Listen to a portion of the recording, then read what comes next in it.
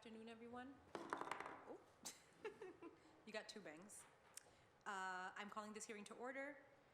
For the record, my name is Kendra Lara, District 6 City Councilor. I'm the chair of the Boston City Council Committee on Environmental Justice, Resiliency, and Parks. I'm joined this morning by my colleagues, Councilor Kenzie Bach from District 8, Councilor at Large Erin Murphy, Councilor from District 9 Liz Braden, and my Vice Chair, Councilor President Ed Flynn from District 2, District 4 City Councilor Brian Worrell, and City Councilor at Large Rufzi Louijen. This hearing is being recorded. It's being live streamed at boston.gov/city-council-TV and broadcast on Xfinity Channel 8, RCN Channel 82, and FiOS Channel 964. Today's hearing is on docket number 0195, an order for a hearing regarding a city-level conservation corps for Boston. We will be taking public testimony at the end of this hearing. If you're here with us in the chamber, please sign up on the sheet near the chamber entrance. If you're interested in testifying virtually, please email ccc.ep@boston.gov. Again, if you're interested in testifying virtually, send an email to ccc.ep@boston.gov for the link. For all testimony, please state your name, neighborhood or affiliation, and try to keep your comments to 2 minutes. We are joined this morning by the city's chief, this afternoon, thank you, Michelle. This afternoon by the Chief of Environment, Energy, and Open Space, Reverend Mariama Whitemond, the Commissioner of Parks and Recreation, Ryan Woods, and Executive Director for the Youth Green Jobs Initiative, Davo Jefferson, as well as the Director of Workforce Development, Trin Nguyen, who will be joining us virtually on Zoom. We are also joined virtually by the Executive Director of Philadelphia PowerCorp, Julia Hillengass, and the Director of Technical Assistance, Daniel Lawson. Welcome. Before turning the floor to our panel, I'd like to acknowledge the docket's lead sponsor, Councilor Kenzie Bach, for her opening remarks. Councilor Bach, you have the floor. Thank you so much, Madam Chair. I'm really thrilled to be here today and excited to be joined by so many colleagues because I feel like the program that we're going to hear about really has been a collaboration between the council and now 3 administrations, and it's very exciting to be at the juncture that we're at.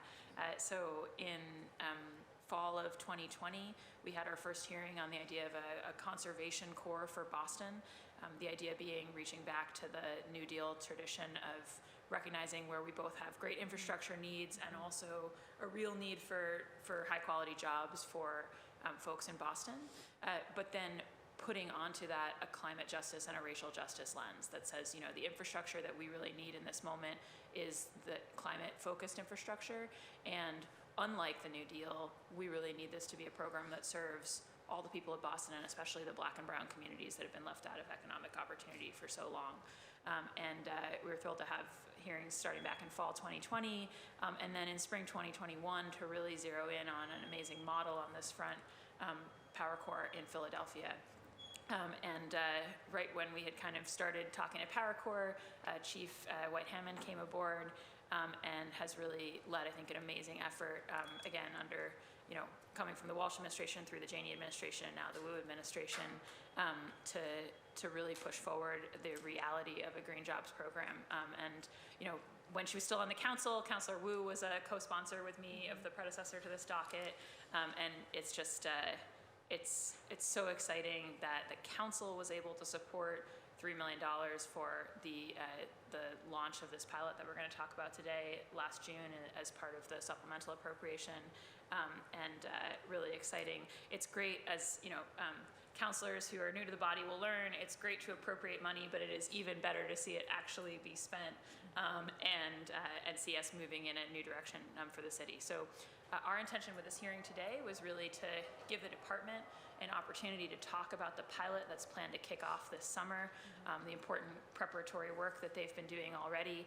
I wish that we could bring the whole council to Philadelphia and see what they've been doing, and perhaps we will at some point, but in the meantime, this hearing's sort of the next best thing in terms of having both PowerCore here and having Chief Hammond and Mr. Jefferson, the executive director who have been able to go to Philadelphia and talk about that. I was able to go there and really see what they've done.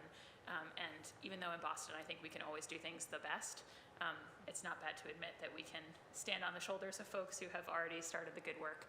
And I really think that, my hope is that we're talking today not only about how we can have a really great pilot this summer, but how we can turn a pilot into a permanent green jobs program that really creates economic opportunity for communities in Boston to be part of a climate revolution in our city that lets us lead on both these fronts of economic and racial justice and climate justice, and that is a pipeline that leads to real good quality jobs and a growing both public and private sector workforce in green areas, whether we're talking about green stormwater infrastructure, building our urban canopy, everything green retrofits. I think there's a world of work here, and the council, through a number of other initiatives, is driving commitment to those. Birdo is going to drive the green retrofit world. We've got an urban forestry plan. And I just think that it would be a huge missed opportunity if we didn't figure out how to help our young people be the ones who answer the call and get those good jobs. So really excited about this, and just very grateful to the department for all the work that they've been doing that I know we're going to hear about. So thank you, Madam Chair. Thank you, Councillor Bach. At this time, I'm going to turn the floor to my colleagues in order of arrival for additional opening statements, starting with City Councillor at Large Erin Murphy, and then moving over to Councillor Liz Braden. Councillor Murphy, you have the floor. Thank you, Chair Lara and my colleagues, and thank you to the panelists who are here. I'm just really excited to hear about this program and learn how I can be in support of it and how make sure that it gets kicked off this summer, and we're doing everything we can to make sure that it's successful. So looking forward to the conversation. So thank you very much. Thank you, Councillor Murphy. Councillor Braden, you have the floor. Thank you, Councillor Lara, Madam Chair, and thank you to the panelists who are here this afternoon and the folks who are joining us remotely. I'm incredibly excited about this opportunity to develop our very own Boston's PowerCore. There's a huge amount of work to do. These green jobs, the work's there. We just have to make sure that we give our young people the skills so that they can take advantage, that they can really participate in the work and take advantage of these new opportunities to really work towards making our city a more livable, resilient city as we face the challenges of climate change, etc. So I'm really excited for the conversation this afternoon. I want to thank you all. I know you've been working diligently on this since I've been on this body. So thank you so much for your work, and I'm excited to hear the progress today. Thank you. Thank you, Councillor Braden. I will now turn the floor to Council President Flynn, followed by City Councillor Brian Worrell. Thank you, Madam Chair, and thank you for your leadership on this important issue, and thank you to the sponsors as well. And I'm here to learn more about this. I certainly support what we're doing here today, but I also would like to acknowledge the sponsors for their great work in reaching out to other cities as well across the country, in learning from each other and sharing stories and sharing best practices and solutions. So I think that's an effective way to be a leader in government, is learning from each other and not assuming we have all the answers, but it's about cooperation and working well together and showing each other respect. So thank you to my City Council colleagues, and thank you to the administration team that's here as well. Thank you, Madam Chair. Thank you, President Flynn. Councillor Worrell, you now have the floor. Thank you, Madam Chair, and thank you to my colleagues for Councillor Brock and Braden to bringing this to our attention. And whenever you're going to Philadelphia, please count me in. But yes, I've did some research on the PowerCore motto, and it's a great motto, and it empowers and it educates and it employs, people in environmental justice neighborhoods on environment. So I'm looking forward to this conversation and how we can make this program a self-sustaining program here in the city of Boston.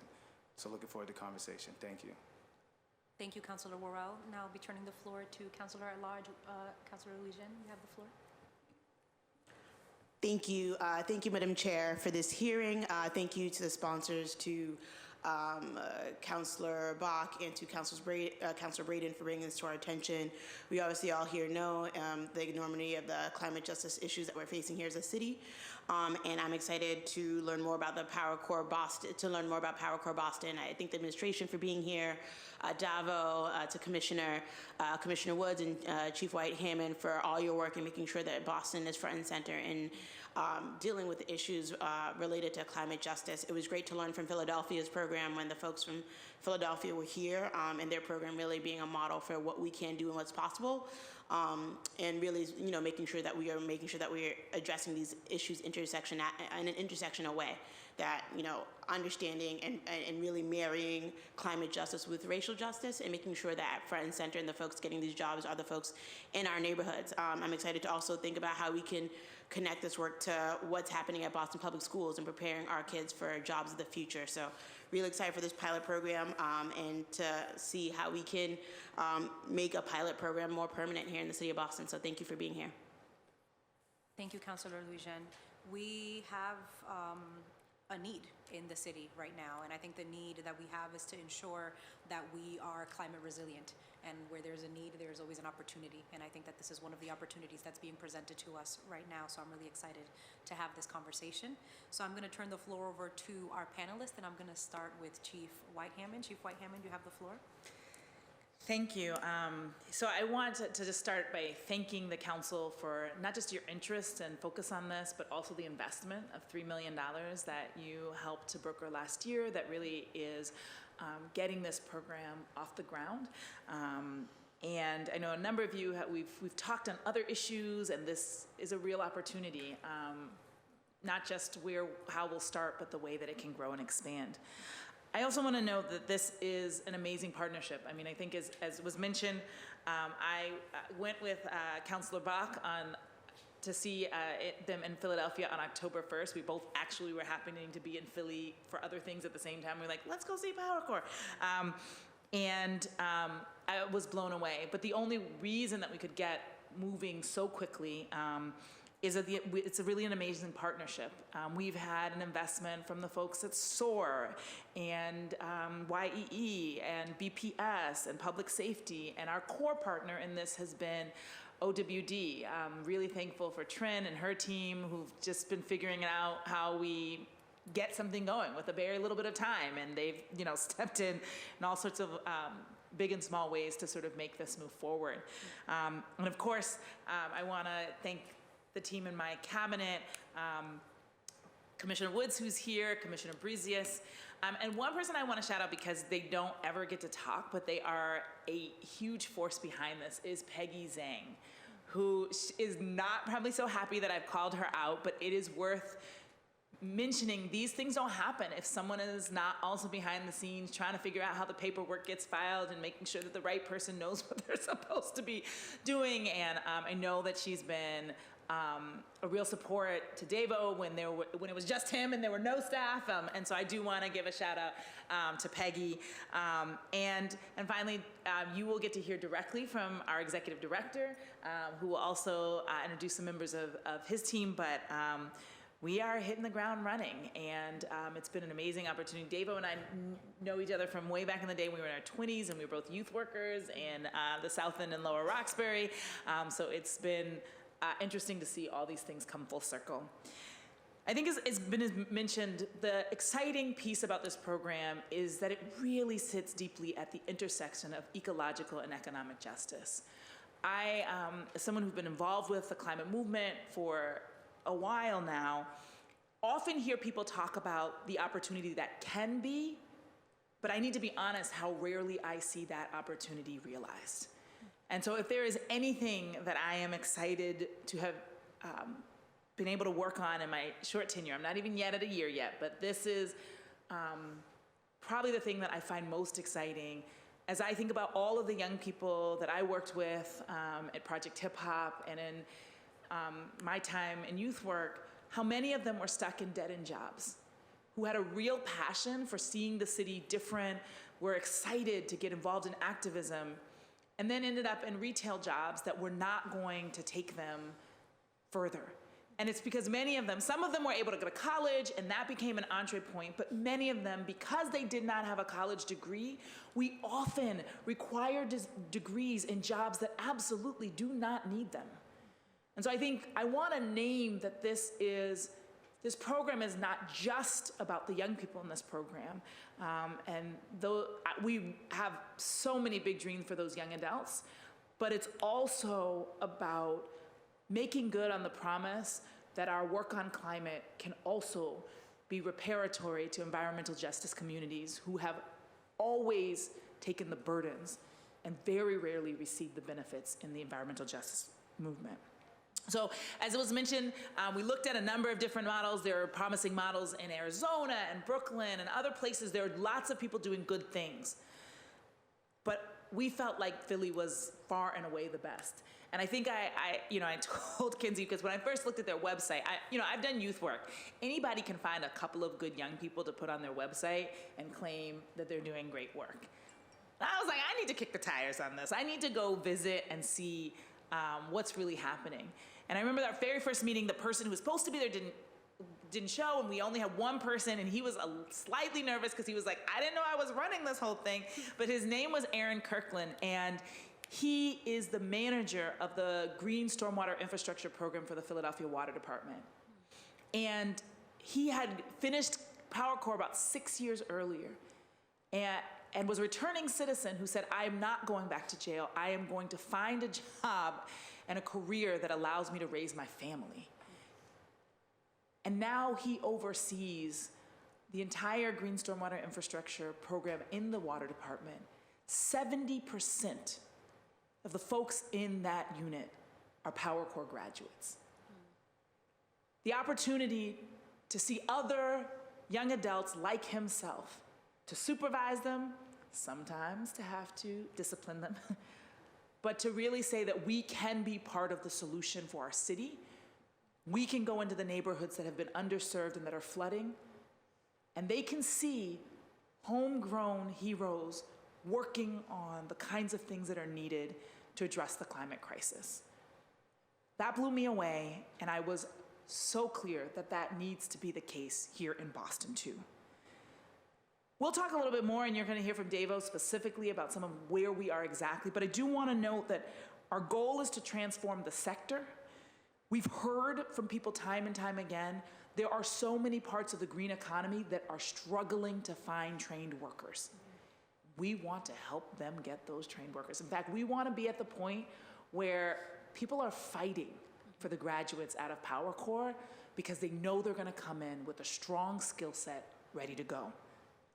We've also heard a clear need to diversify in the sector, and we want to provide those workers, but not just those workers. Davo is probably not going to talk about too much now because we're trying to get off the ground, but he's got a strong background in entrepreneurialism, has a business himself, and one of the things we've talked about is a way to build on the Philly model is, can we also include something that's about entrepreneurship? Are there opportunities for our folks not just to be workers, but to gain the skills to own their own businesses and be subcontractors with the city? We're rebuilding parks every day, and it's a struggle to find subcontractors of color and women that we could hire into those. I'm hoping that these folks, as they get the skills and move through, find those first jobs, build up those skill sets, they can also be the kind of contractors that we can hire back in to rebuild our parks, to work with public works, to do the kind of stormwater infrastructure projects that Boston also needs.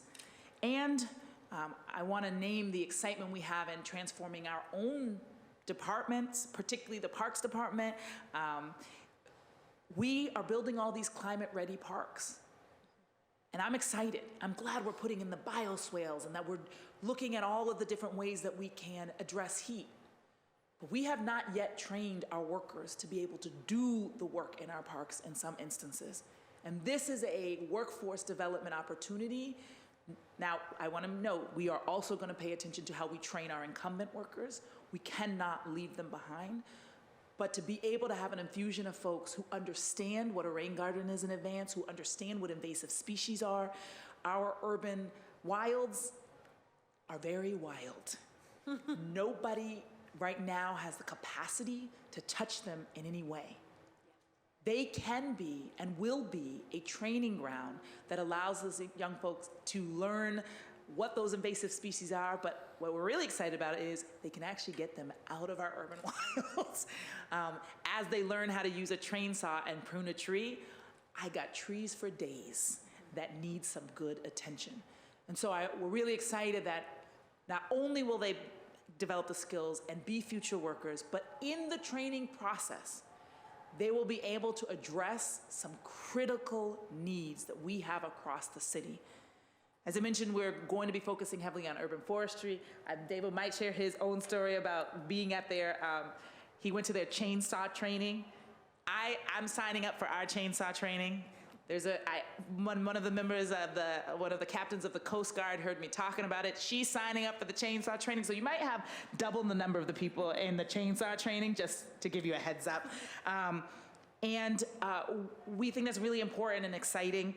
We're also looking at park rangers, which, as I think some of you know, we are at half capacity with our park rangers. We have 8 open positions. Really excited to train some young folks to get out there and help our park rangers, but also to be ready for a career that allows them to go in actually a lot of different exciting conservation directions. We're all getting excited about learning how to oil geese eggs to help control the geese population. So I didn't even know that was a thing, but now I'm excited to go out there and learn along with them. So I just want to you'll get a lot more details by saying we're really thankful for your investment. That $3 million will cover the first 1.5 years of PowerCore. I would be remiss if I didn't say, and we could still use help. If there are additional funds, my goal is to really get the program to the point where for the first 3 years it can focus on building, and I'm really clear that if they do strong work and produce outcomes, they won't have any problem fundraising down the line. But if we could make sure that security is there. I was a nonprofit executive director, and I left the work. I told people I had post-traumatic fundraising disorder. When you're having to shuffle between paying attention to the quality of the program and trying to bring in the dollars, it does not always make for the strongest work. So we would love whatever additional support you can give to help us use those ARPA funds in a way that really lift our communities up over the long run. So that's all I have to say, and I'm really glad to be here with you. Thank you so much, Chief White-Hammond. We're now going to be going to our virtual panelists from the Philadelphia PowerCore, Executive Director Hillengas and Director Lawson. You have the floor. And I think they're with us on Zoom, so we'll just give them a second to get set up.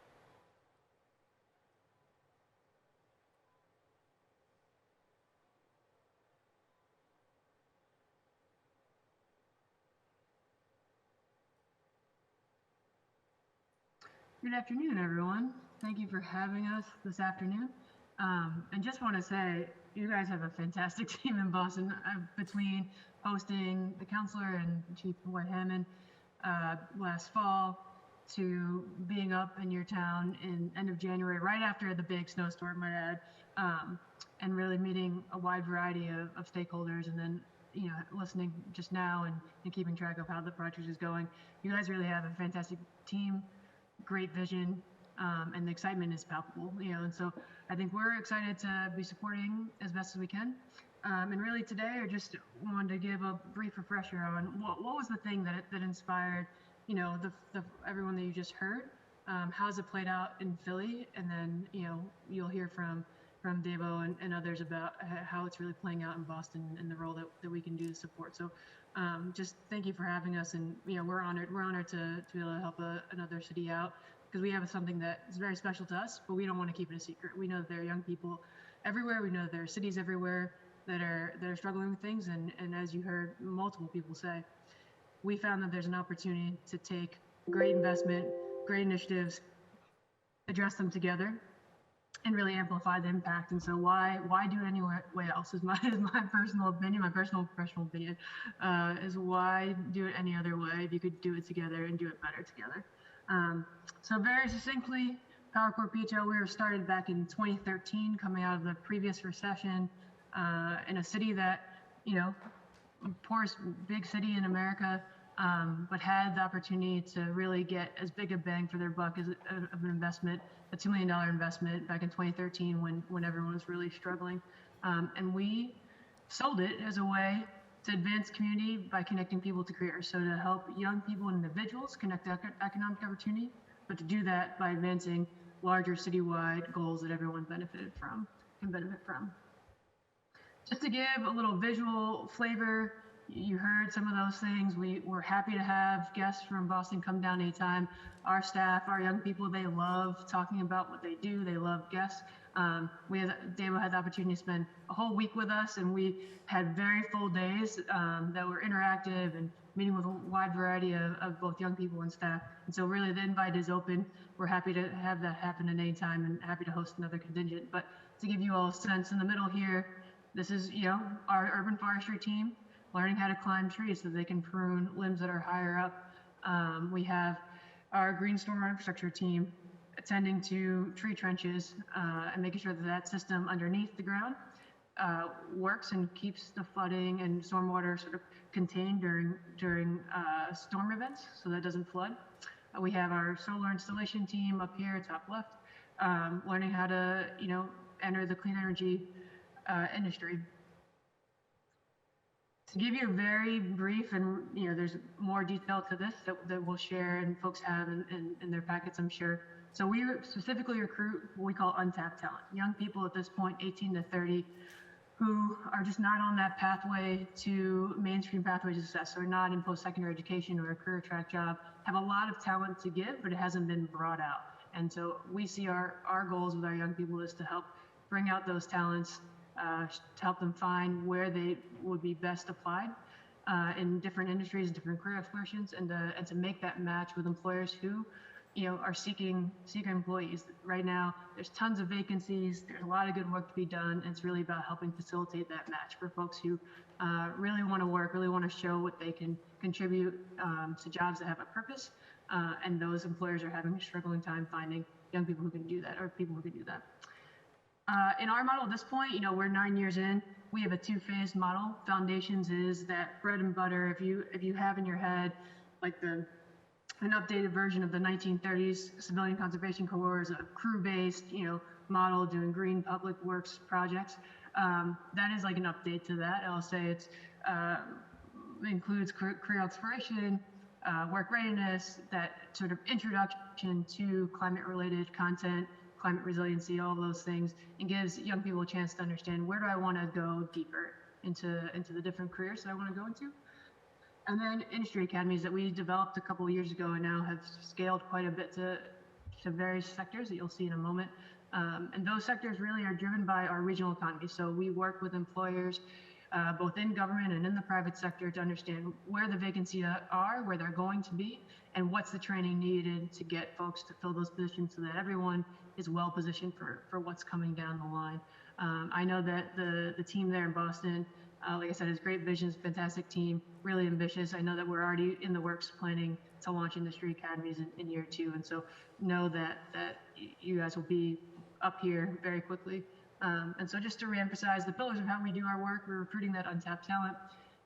We're working with employers to align and co-design all of that training so that young people are getting the training that's needed in the industry today and not what someone thought it was in a textbook, a couple of decades ago. Everything is paid to the young person, so that training is paid to young people so that they can meet their basic economic needs while they're doing their training and connecting to other work experiences, and it's very hands-on. So it's about 80-20 split of hands-on work-based training with classroom content training as well. Finally, our goal is, that folks are getting quality jobs and advancing through those careers. So as Chief Whitemond talked about, Aaron, who now runs the entire Green Stormwater Operations Division, has multiple crew chiefs that report into him, who are all alumni. We also have folks in the private sector who are running the subsurface operations for a private sector engineering firm. We have young people who are the hiring managers now in tree companies and in solar companies. And so really wanting folks to get into the industry, but then to continue to progress. And even, you know, we've talked quite a lot with Davo and even here about what would it be to help support folks to again, to be those subcontractors on those city contracts and other big capital projects. And finally, again, individual success through community advancement. So we're advancing multiple goals at once for multiple audiences. This goes a little bit deeper, and like I said, it's a lot of text. This is actually all on our website, PowerCorePHL.org/model. And this really started as just one ingredient structure, and we've been able to scale it once you figure out the sort of what the recipe is and connect with those employers. People are hungry for it, and it works. And so we have masonry that we built out with our local union. We have solar, Bright Solar Futures, urban forestry, park rangers that we're talking quite a bit more with all the park rangers here, and youth work. And so those again are this ecosystem of employers, public need, of young people in the program sort of coming together to make that very smooth pathway. We have all these dots, we have all these resources. How do we just connect that into a very smooth pathway? A little bit about how it's been working in Philly, and you've heard those anecdotes about Aaron's, actually his picture's on the far right. Just to give you a sense of what the past 8 years have been like. So for us, over 90% of our graduates moved right into employment. We are very honored that over 30% of our staff at this point are alumni. So they've gone through the program. They want to train other people in the ways that they've been trained. And I'd say that, you know, we're talking about big dollars, and know that about 40% of the budget is going into direct benefits to young people. So that's money in young people's pockets. They pay taxes into the tax base. That's certifications that folks need that are gatekeepers to get into careers. And that is all just going right back into constituents' pockets so that they can do all these great climate-related projects and then move into careers in the climate. And for us, you know, Philly has a citywide average about 45% recidivism rate. During when people are engaged in the program, we're hitting at about 3%.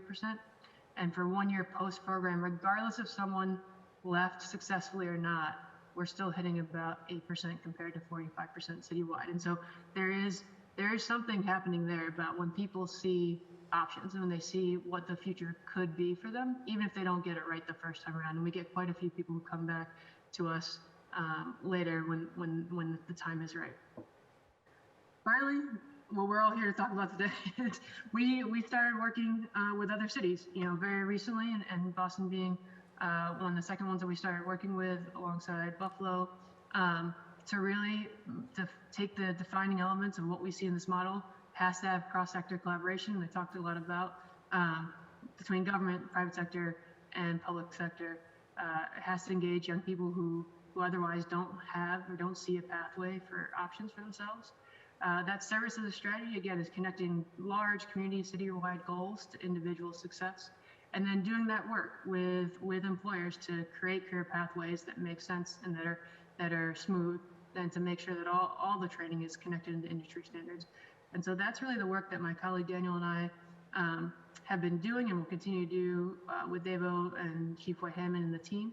And, you know, we're always happy to answer more questions now or offline. And like I said, that really is an open call. Anyone who would like to come down, we're happy to have you. So I'll stop sharing now. Happy to answer questions, or we can hear from Davo about the very detailed specifics that we're excited to talk more about. Thank you so much for your testimony, Director. I would like to acknowledge at this time that we've been joined by City Councilor at Large, Julia Mejia. Councilor Mejia, I'll give you a moment to give your opening remarks when we're doing questions. Perfect. So now we're going to come back into our in-person panel. Executive Director Jefferson, you have the floor. Oh, great. So I cut you. How's everybody doing today?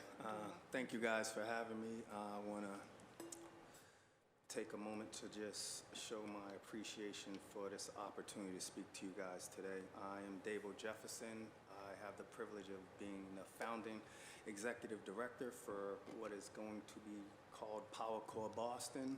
We went through a number of name iterations, but we've landed on PowerCore Boston, and I'm very happy about that.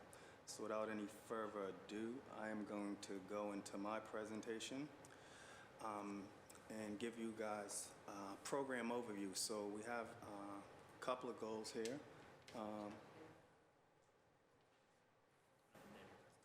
Yeah, it's definitely not showing. Shown on the back ones.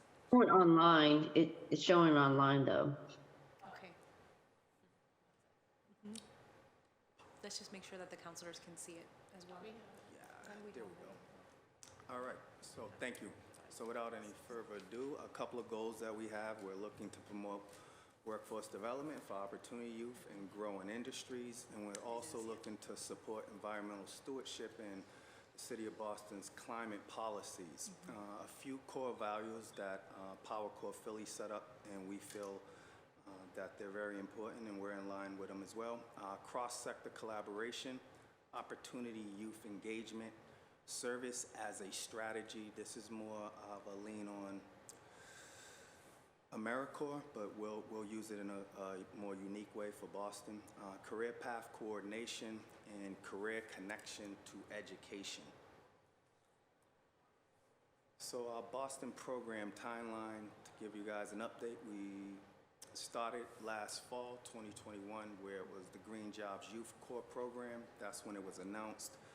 Earlier this year, PowerCore Philly came up to Boston and talked to us about some of their motto and helped us think through a few things on how we might go about setting up our motto here. February 2022, I was appointed the executive director, and this month we've been working on the Boston program officially being named PowerCore Boston. There was some licensing issues that we needed to pan out and was able to do so.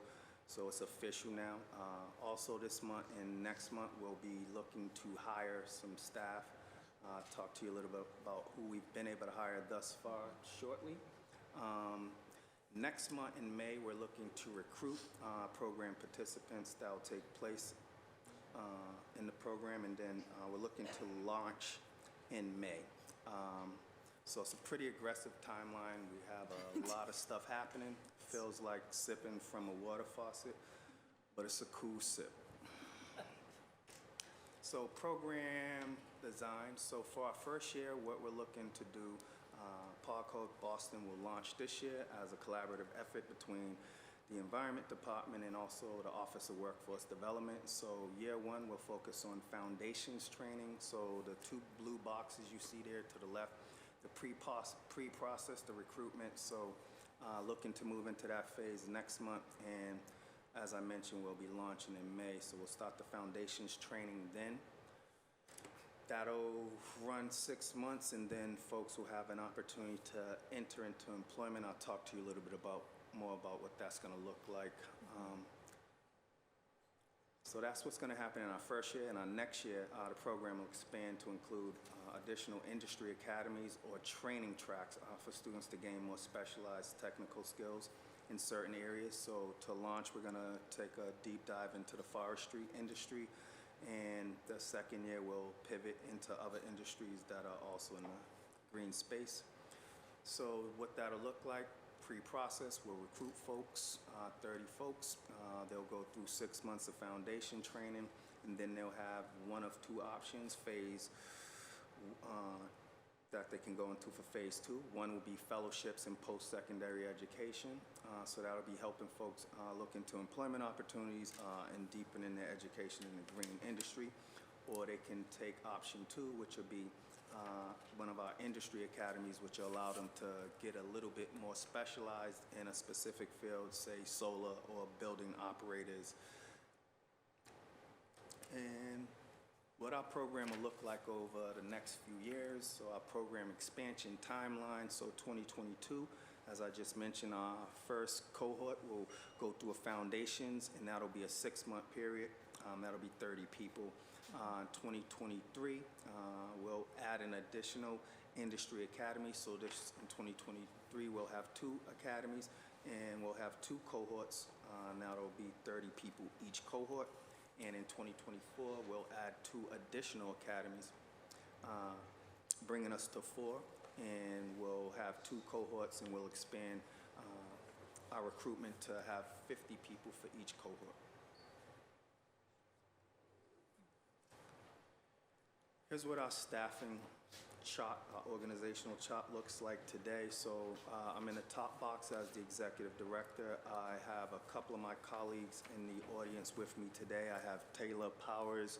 He will be leading our workforce development efforts. And I also have Mr. Feliciano Tavares. He will be leading our outreach and support services efforts. We currently have posted administrative and finance manager, program director that we actively interviewing for, actually at the point of checking references, so we should have that position filled really quickly. We have a program manager, 3 crew leaders, and a workforce development manager who will support Taylor's efforts. Those positions are all posted on the BPDA website. Please tell a friend.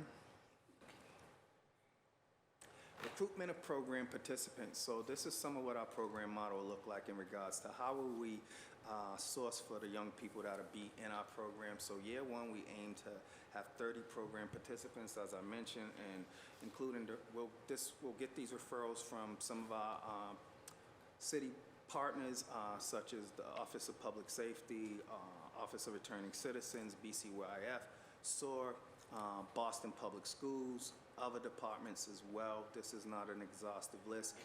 And this program aims to serve Boston residents who are between the ages of 18 to 30, which should be really great since most programs cut off at 24. So it's really important to be able to catch some of those folks that were post 24.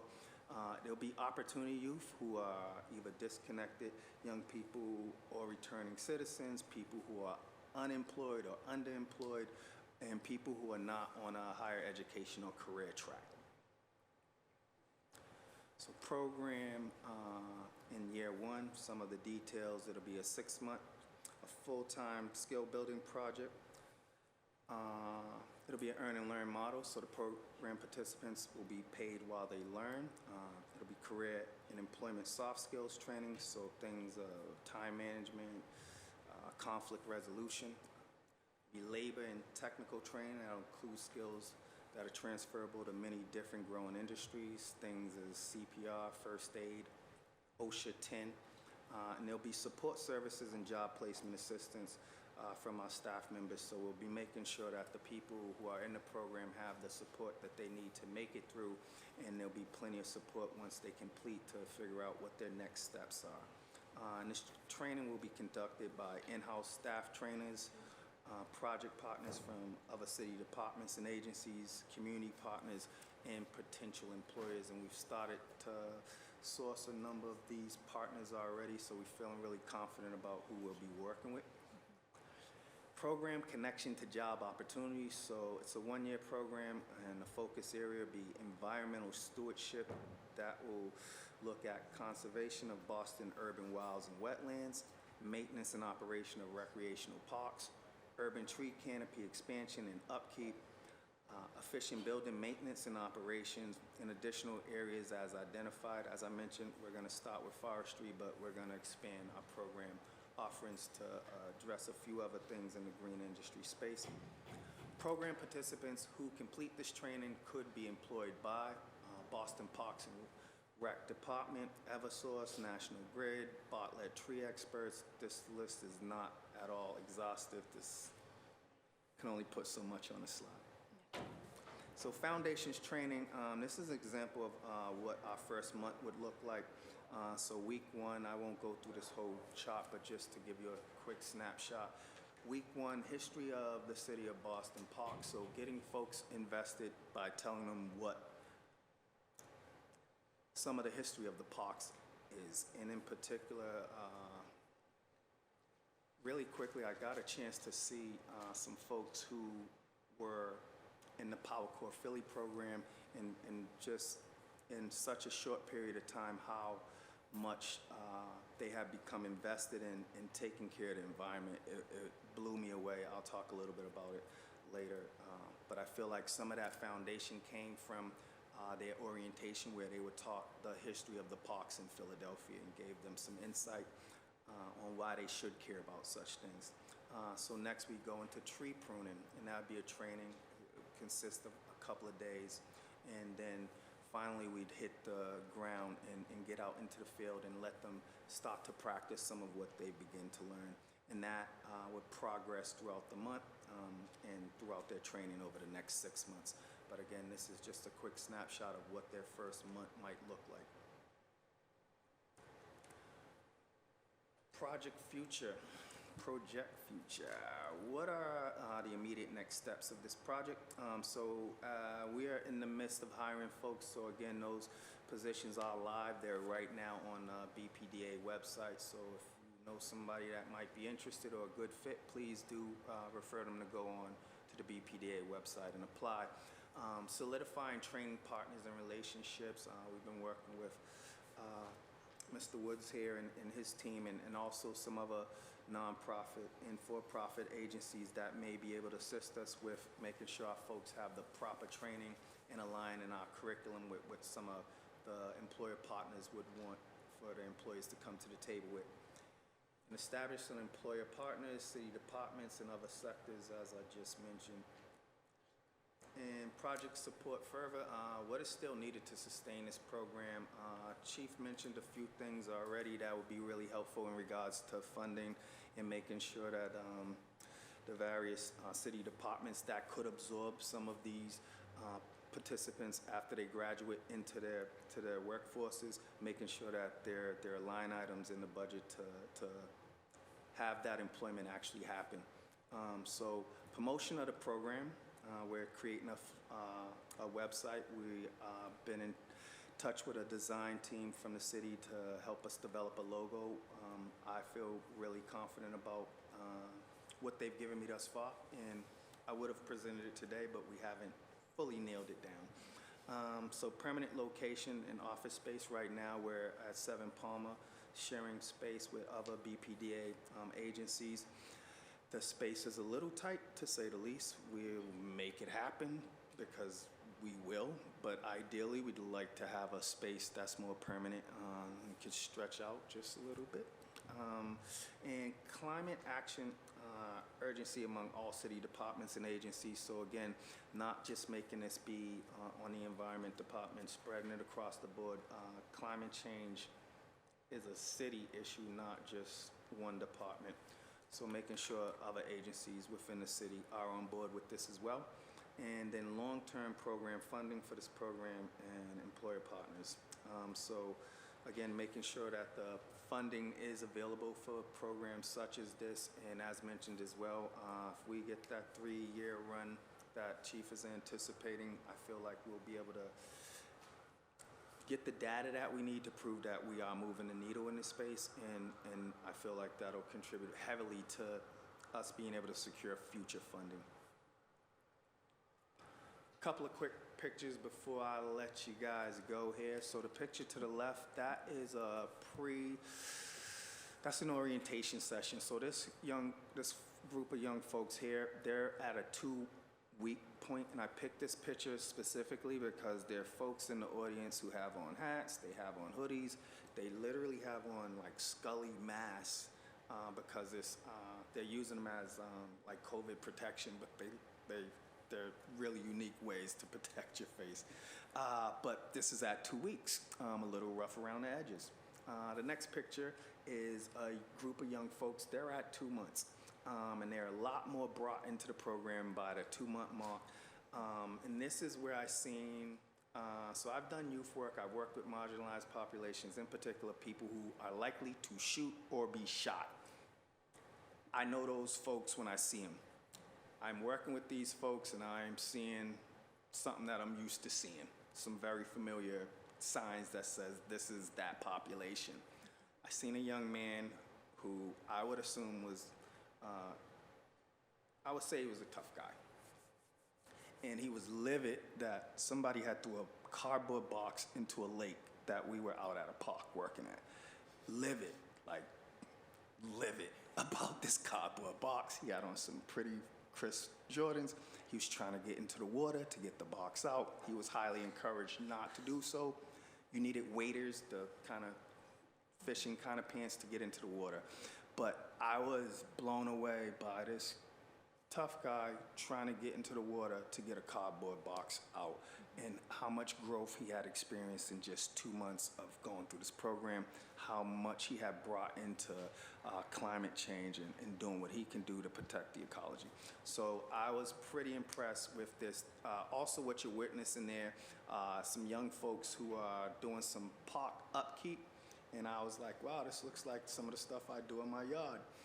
They got at it. They had all of the tools. They knew what they were doing. They knew which tools they needed to address the issues, and they got right to it. There was no complaining. There was no worrying about fingernails or clothing getting dirty, any of that kind of stuff. They got right to it. In a few hours, they knocked it out. The guy you see standing there with nothing in his hands, he's a guy from Buffalo. He's our counterpart.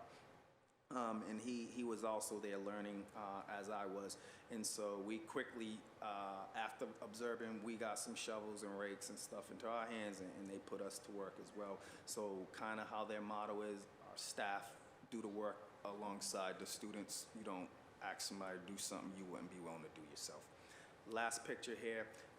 Guys to the left, so that would be, so I just showed you phase 1, kind of phase 2. This is a group of young folks who are at the 6-month mark. They gave a chainsaw demonstration. I want to stop by saying I have that exact same chainsaw, and after seeing this demonstration, I realized that I put my chain on the chainsaw backwards at least 2 times. I never used safety goggles. These guys spoke about the importance of safety in a way that's like, dude, wear the safety goggles. The guy in the middle, he has on some chaps. They're specially designed to stop a chainsaw if it hits your leg. Meanwhile, I'm cutting in my yard with some shorts. So I learned a ton of stuff from these folks not to do. I was highly impressed with the training. So the guy on the left, he talked about PPE, so he spoke on the helmet.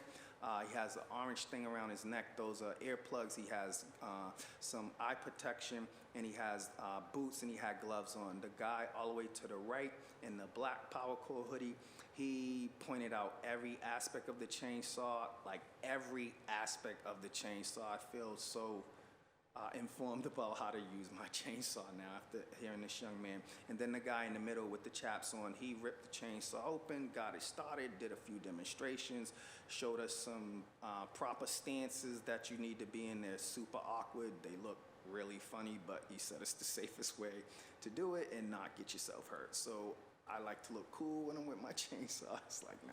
He showed me the proper way to hold a chainsaw. It doesn't look so cool, but I probably wouldn't get hurt doing it the way he demonstrated it. So really appreciative of these young men. They were at 6 months. Killer job at demonstrating chainsaw safety, usage, maintenance, upkeep of the chainsaw, the whole nine. I hope that we can get our young folks to a fraction of that understanding. We be in a really great space.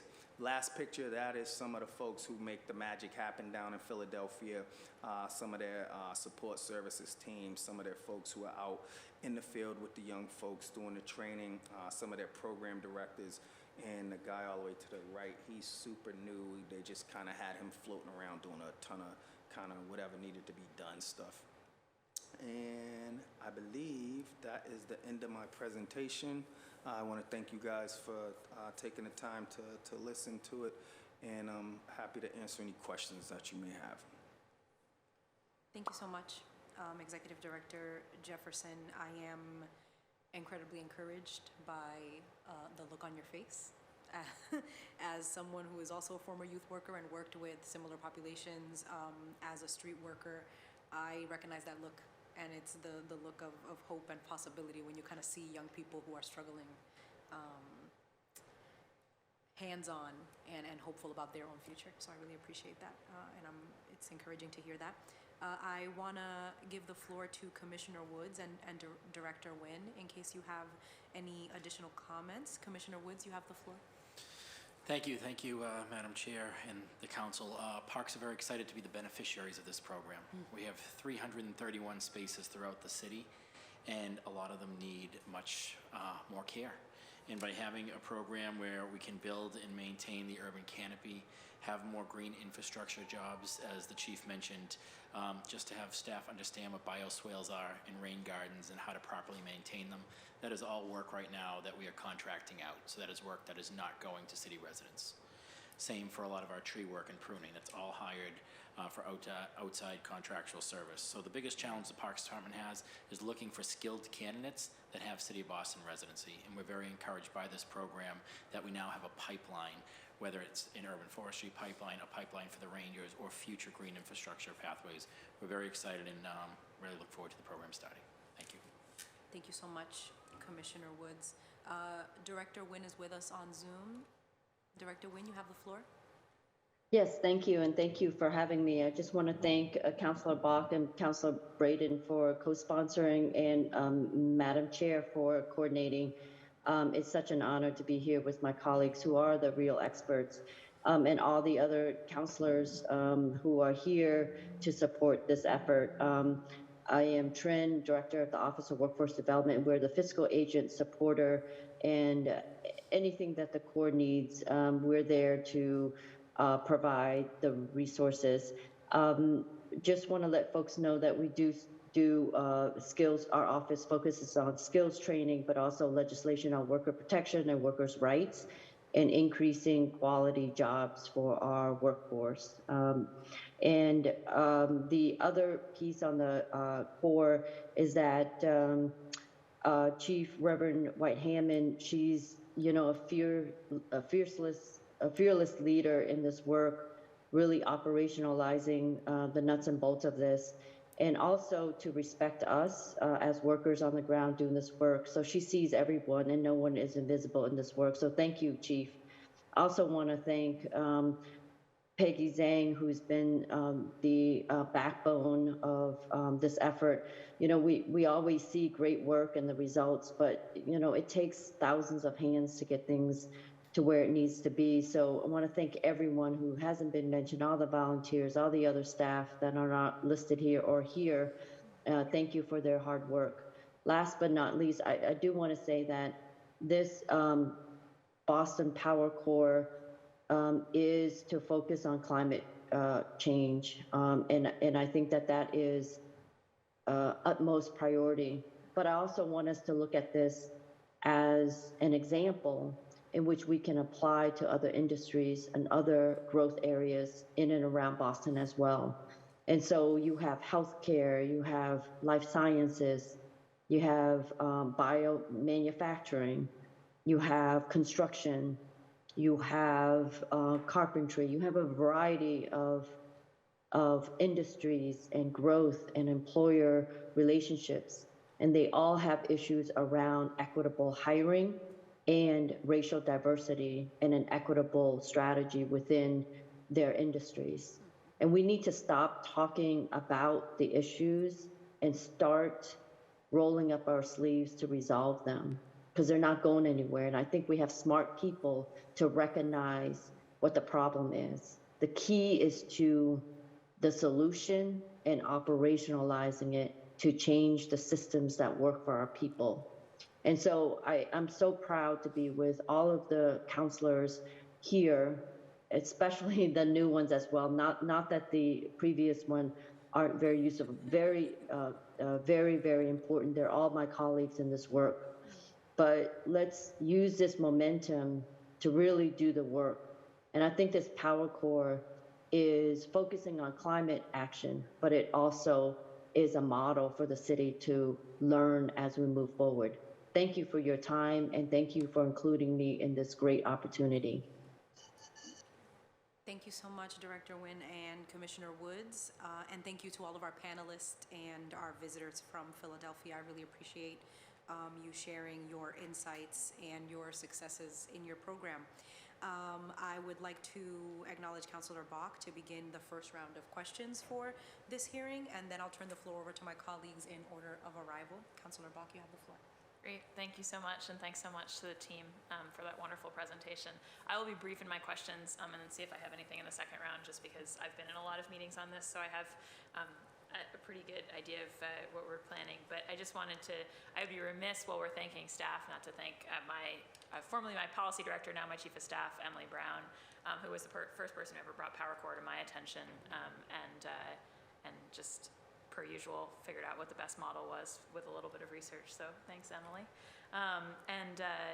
And I just wanted to ask Chief, when we talk about further resources for the 3 years, do you feel like, I mean, we've got the $3 million in the budget, but obviously as folks saw, the plan is to increase each year the number of folks being enrolled and also the complexity by adding these industry academies, right? So it's not like a third. So are we still feeling like we probably need another 7 in addition to the 3? So we think the cost for 3 years is about $10 million. What we have now allows us to get started, but as you see, there's an increase. And as we increase the complexity, there's sort of just other layers of training we'll have to pay for. But I mean, I think our goal is right now to be at 100 by year 3, and then to see where we can go from there. It's also worth noting that I think that one of the things I saw in Philly, and I think is nobody is ever out of the PowerCore family once they're in it. So there are the cohorts of young people that are going through actively at the time, but there are also young people who are coming back. Maybe they got laid off because there was a downsizing in their department and they were, last one in, and so now they need to figure out how they're pivoting. Maybe they've been in an entry-level job and they want to start thinking about how am I making it to that next job? Or maybe they have a life circumstance that comes out of left field and they still need some support. I think one of the things that's worth noting is we're not just hiring staff to support the young people who are active in that year's cohort, but we're also making sure that they are available to all those previous cohorts, because again, one of the things that most impressed me is it was very clear to me from the beginning, PowerCore is not just trying to get people into entry-level jobs and check the box that they made it happen. They have a heavy focus, and even when I saw them training with the young people, they were talking a lot about career. They're, from the beginning, asking them to think about what is your next step? What are you doing now to get there? So I think the investment, yes, is about that particular cohort, but it will also be, in each year, they will also have to add some capacity to be thinking about how do we continue to track and support the folks who've already gone in. And one of the reasons that employers like them is that if there's a problem with a worker that came out of PowerCore, they know that they can call the PowerCore career specialist and they will talk with the employer, then talk with the young person, and even sometimes show up on the job to figure out how they might be able to really bridge whatever conversation needs to happen or help them get an additional certification or something that they need. So I think, I just want to note that it's not just about how many are in that cohort and expanding the cohorts, but sticking with and continuing to support people as they move their way through their career paths and up ladders.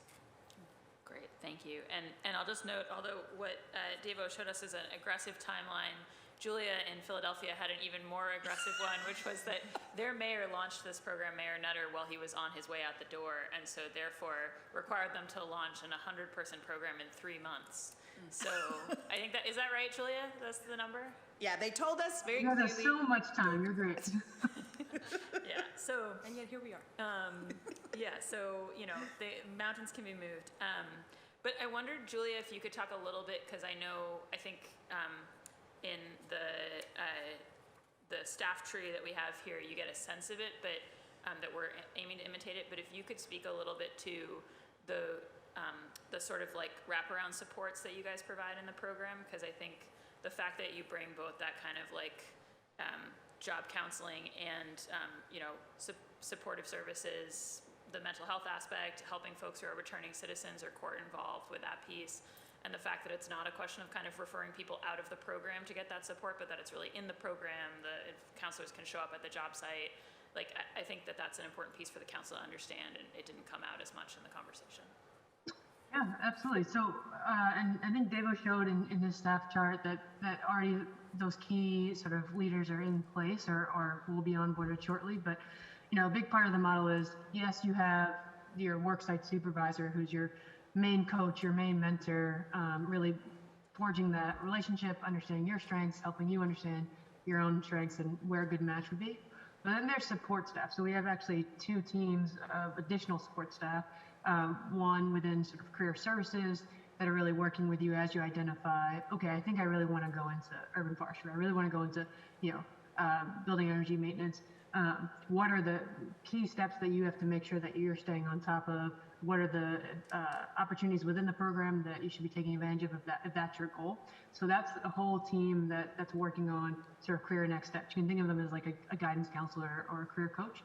But then there's also a supportive services team that's really saying, hey, there's a reason why you might have needed us to sort of jumpstart, yourself back into a career path. And that's because of real, barriers to employment, whether that's from, effects of generational poverty, whether that's around something on your record as a juvenile or adult that now you need to sort of get over that hump. And there's ways and resources that already exist to help folks do that, but a lot of times they're hard to access. And so that supportive services team is really working through how do we help reduce those barriers to long-term employment and success. And it's very, very individualized. So that could mean, there's been a lot of trauma, and so really mental health support and services is what's needed. It could really be that there's a glitch, and we see this all the time, I hate to say it, there's a glitch in the court system, and really there should be charges that aren't showing up on your record anymore, but they are. And so you're getting screened out of getting interviews at companies because of a glitch that's no fault of your own. So it could be, I'm giving you 2 small examples, but it's very, very depending on the individual. And the idea behind that supportive services team is to really work with the individual, understand what are the things that they're running into. Sometimes they don't even realize some of those things. So, engaging expungement services, really understanding, what folks might be running into that they're not aware of, or what they can identify for themselves they need a little bit more support on, and making sure while you're in the program, we're helping to stabilize some of the things. So, right, we want people to go from surviving to thriving. And so there's all different areas, we all face them as adults, where we might be at a 10 and great one day, and then, a month later, it's a little, something hits and you gotta sort of figure out how you get through it. That's a natural human thing, but to really have that support and that knowledge network around you so that you can weather, those ups and downs and really know what your resources are, know what your options are.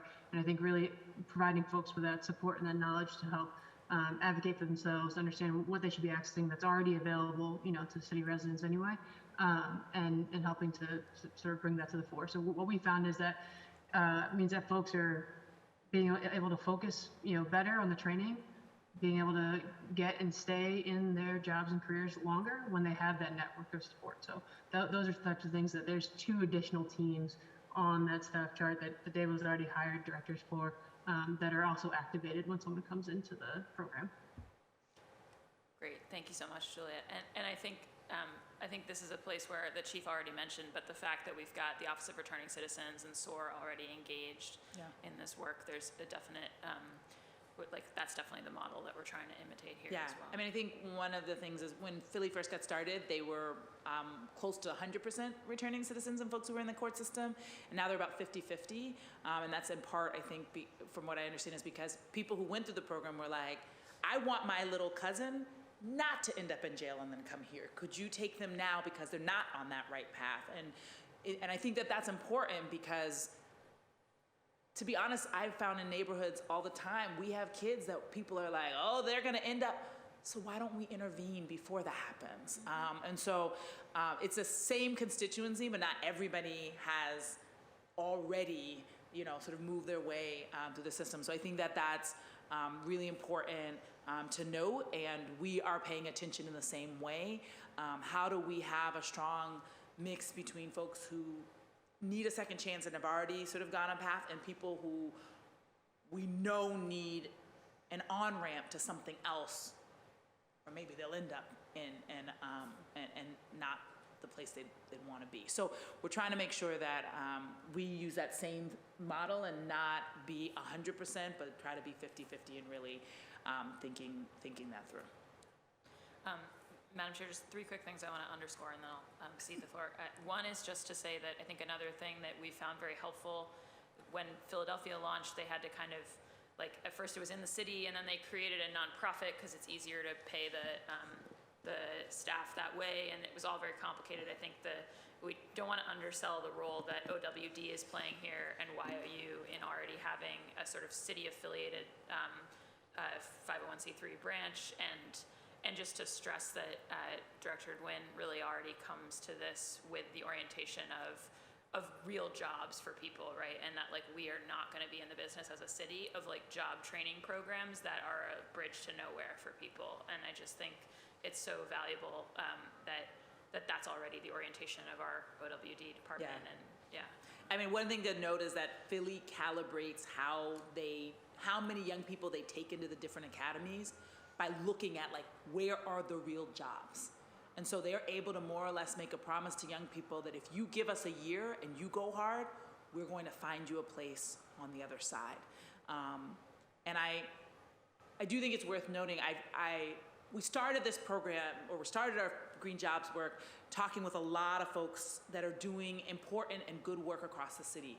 I'm not underselling the important things that people are doing. But sometimes we're finding that people are helping people get certifications, so important. And there's no guarantee of a job on the other end. What I like about the Philly model is they're also helping people get certifications, but they're paying attention to the market to know that when young people finish, they can have a direct route into a job. I think the other thing worth noting about the support services is one time, we got this $1 million investment from Mayor Janey, and the idea was like, why don't we farm it out to all these different people to do outreach and support? And I was like, does it make sense to fund 10 different small programs to all do outreach for their own program and all have their own social worker? Or does it make sense for us to have a hub where young people can come in and be introduced to a lot of different fields, and then we can subcontract with those nonprofits? And so we're looking at the possibility of our industry academies being potentially partnerships with some of those smaller programs that already exist. And we say, look, the only thing you have to do is make sure that this training is solid. People come out of this ready. And we'll provide those wraparound services so that we're not trying to have one social worker for a program of 10 people, one counselor for a program of 7 people. Like that just doesn't seem to make sense, both from a economic efficiency perspective, but also young people don't always know. They might start it and then find that they want to do something else, but now that's the only option they have in that particular place. We think it's better for them to have a connection to a number of different options, explore and then choose, as opposed to sort of signing up for a program from the beginning and a field that they maybe know nothing about, and that being sort of their only option. So I do want to note we are in conversation with and paying attention to a number of nonprofits that were already in the green job space to ask, can we partner to make this stronger? Because I think we have a better ability to sort of get those jobs. A number of them have said we're struggling to sort of connect with those industry partners, but we do a really good job training in X, Y, and Z. Let's try to see if we can bring those capacities together so that young people get the most out of it, and again, that they really get into actual jobs at the end. And my last flag would just be that, I think it's so wonderful to have Commissioner Woods here, and you folks will have heard them talking about the Philadelphia Water Department. I think that it's easiest to start a program like this with a really strong public side partner. And in Philadelphia, the folks who wanted to be that were the Water Department.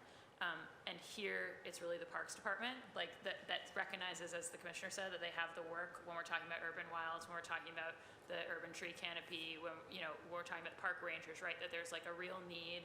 There's public jobs we could filter people into. There's public side work that folks can help with. But I just want to flag that in the long run, Boston, of course, this needs to grow into a partnership with Boston Water and Sewer, which is our equivalent of a water department. We need to be doing green infrastructure on the water side. And so the fact that we're starting with our kind of in-house partner in parks, because they're here at the table, is wonderful, but it shouldn't be taken as a sign that we are not going there, right? Because I think we clearly are going to need to go there when we think about growing the infrastructure. And there's so much space to expand our green stormwater infrastructure in Boston. Yes, so much to do. And then just to say that David was talking about space, I think that space that's in this photo here is the Philadelphia Housing Authority's space, the permanent space that PowerCore is in. And so I think thinking long-term, I think folks know that I come from the Boston Housing Authority. That was where I was working before the council. I think that's another key, hub for our opportunity youth. I know the team's already talking to them, but I think thinking about how that partnership grows closer is another objective going forward. But those are my comments for now. Thanks. Thank you, Councillor Bach. I'm now going to turn the floor to the second co-sponsor. Councillor Braden, you have the floor. Thank you, Madam Chair, and thank you. I had a few questions. First, Parks Department, how, if we, you said there's 340 vacancies right now, and how do we on-ramp those, if we get these people trained? Like, are you budgeting for on-ramping a cohort, like a certain number this year coming in? So just to clarify, we don't have 340 vacancies. I'd love to have 340 vacancies. We would fill them if we got all the resources, but we have 332 parks that need support. Oh, we do have parks. some vacancies, but Sorry, yeah. but maybe that was divine intervention. Maybe we will have a few more vacancies out of this budget. That's what we're hoping for. I will say we did ask for at least 4 vacancies to be created in the tree division in the budget. So I don't know yet what it's going to come out to be, but I think so. We could use that's that. the thing on the Parks Department side. Like, we have to make sure we have positions that we can slot these people into. We can train them. It's great. So 332 parks. yep. And I know somebody said that in years gone by you had 500 parks personnel, and now we're down to 300 and something. Green infrastructure and urban tree canopy, all of these great initiatives with regard to climate resilience are hugely important. We might have to put some money in there. So, what's your wish? We're just very excited that we're very excited that we have this opportunity. There's been no training program, so even when we're finding laborers or trying to find tree postings, sometimes we have posts up for 6 months to a year and can't find anybody with the skill or any certification. So getting people excited about green infrastructure and going in this field and getting them to go along the way and maybe get an arborist degree or certification is exciting, because trying to pull people that don't have residency. Everyone that's applying for these jobs live out in towns such as Dover, where there's a lot of trees, and they don't live in the city of Boston. So getting people excited earlier to let them to move on so we can hire within and hire Boston residents instead of contracting all these jobs out. I mean, the money we could use is endless for 332 properties, and as the chief mentioned, our urban wilds have 0 maintenance staff. So the only time an urban wild gets cleaned is if there's a corporate cleanup, or if AmeriCorps, somebody comes in for the day to do a cleaning session. There's no staff at all to clean our urban wilds. So it's a great starting point and a great place to train all these candidates that are going through the program.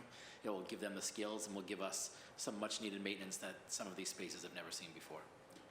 Now, I'm hoping that everybody will also be at our budget hearing, but it is worth noting, we have 2 arborists filled. We have 1 position that Commissioner Wood said is hard to fill. But Cambridge, a city a third of our size, has 6 arborists. I spent last night at a meeting where people want more tree care. We cannot serve a city 3 times the size of Cambridge with 1/3 the capacity. It just can't, I don't want to make promises like it. We just can't do it. So it is my sincere hope that this program, while they're learning, they're going to do some things that are going to help us. But we're not going to have the problem anymore of saying we don't have candidates. Yeah. We will need the positions to hire those candidates into, and we've got a mountain of work for them to do. I've got 311 calls beyond what I can process. And our tree warden, he is doing an insurmountable task. So I think we have some openings now. We have asked for 4 additional positions, and a number of those positions are set up specifically because we could be hiring PowerCore folks. And I do think we also need to have a deeper conversation about, I will say, as I'm probably a little bit, I don't hold my tongue. I don't feel comfortable that so much of our work in the city is being subcontracted to folks that do not live in the city. It feels like an end route around what our commitment is, which is to make sure that our city dollars support city residents. And I'm not saying, I don't want to knock other cities and towns, but I'm not sure that they're doing nearly as much to employ our residents as we are doing to employ theirs when we outsource them. And so, yes, I would like to see us get to a point where more of those dollars were going into our folks. I am frustrated by, we have to use state procurement laws to set up the way that our parks are built. And almost all the time, it's companies that do not generally hire from our folks. But we need more of our folks to be prepared. And again, Davo's desire to do some entrepreneurialism and some training around that. If we're gonna subcontract, then I wanna see us create some businesses so we can be subcontracting people who live in Hyde Park and Alston and Dorchester and Eastie. Like, I don't want, again, not knocking them, but we're here to make sure our residents are strong, not every other surrounding city and town. So I think, again, we are very laser focused on getting this up and going, but I don't want to shy away from the larger systemic questions that we need to ask about where our dollars are going and how we make sure that our folks have access to do that work. Exactly. Totally agree.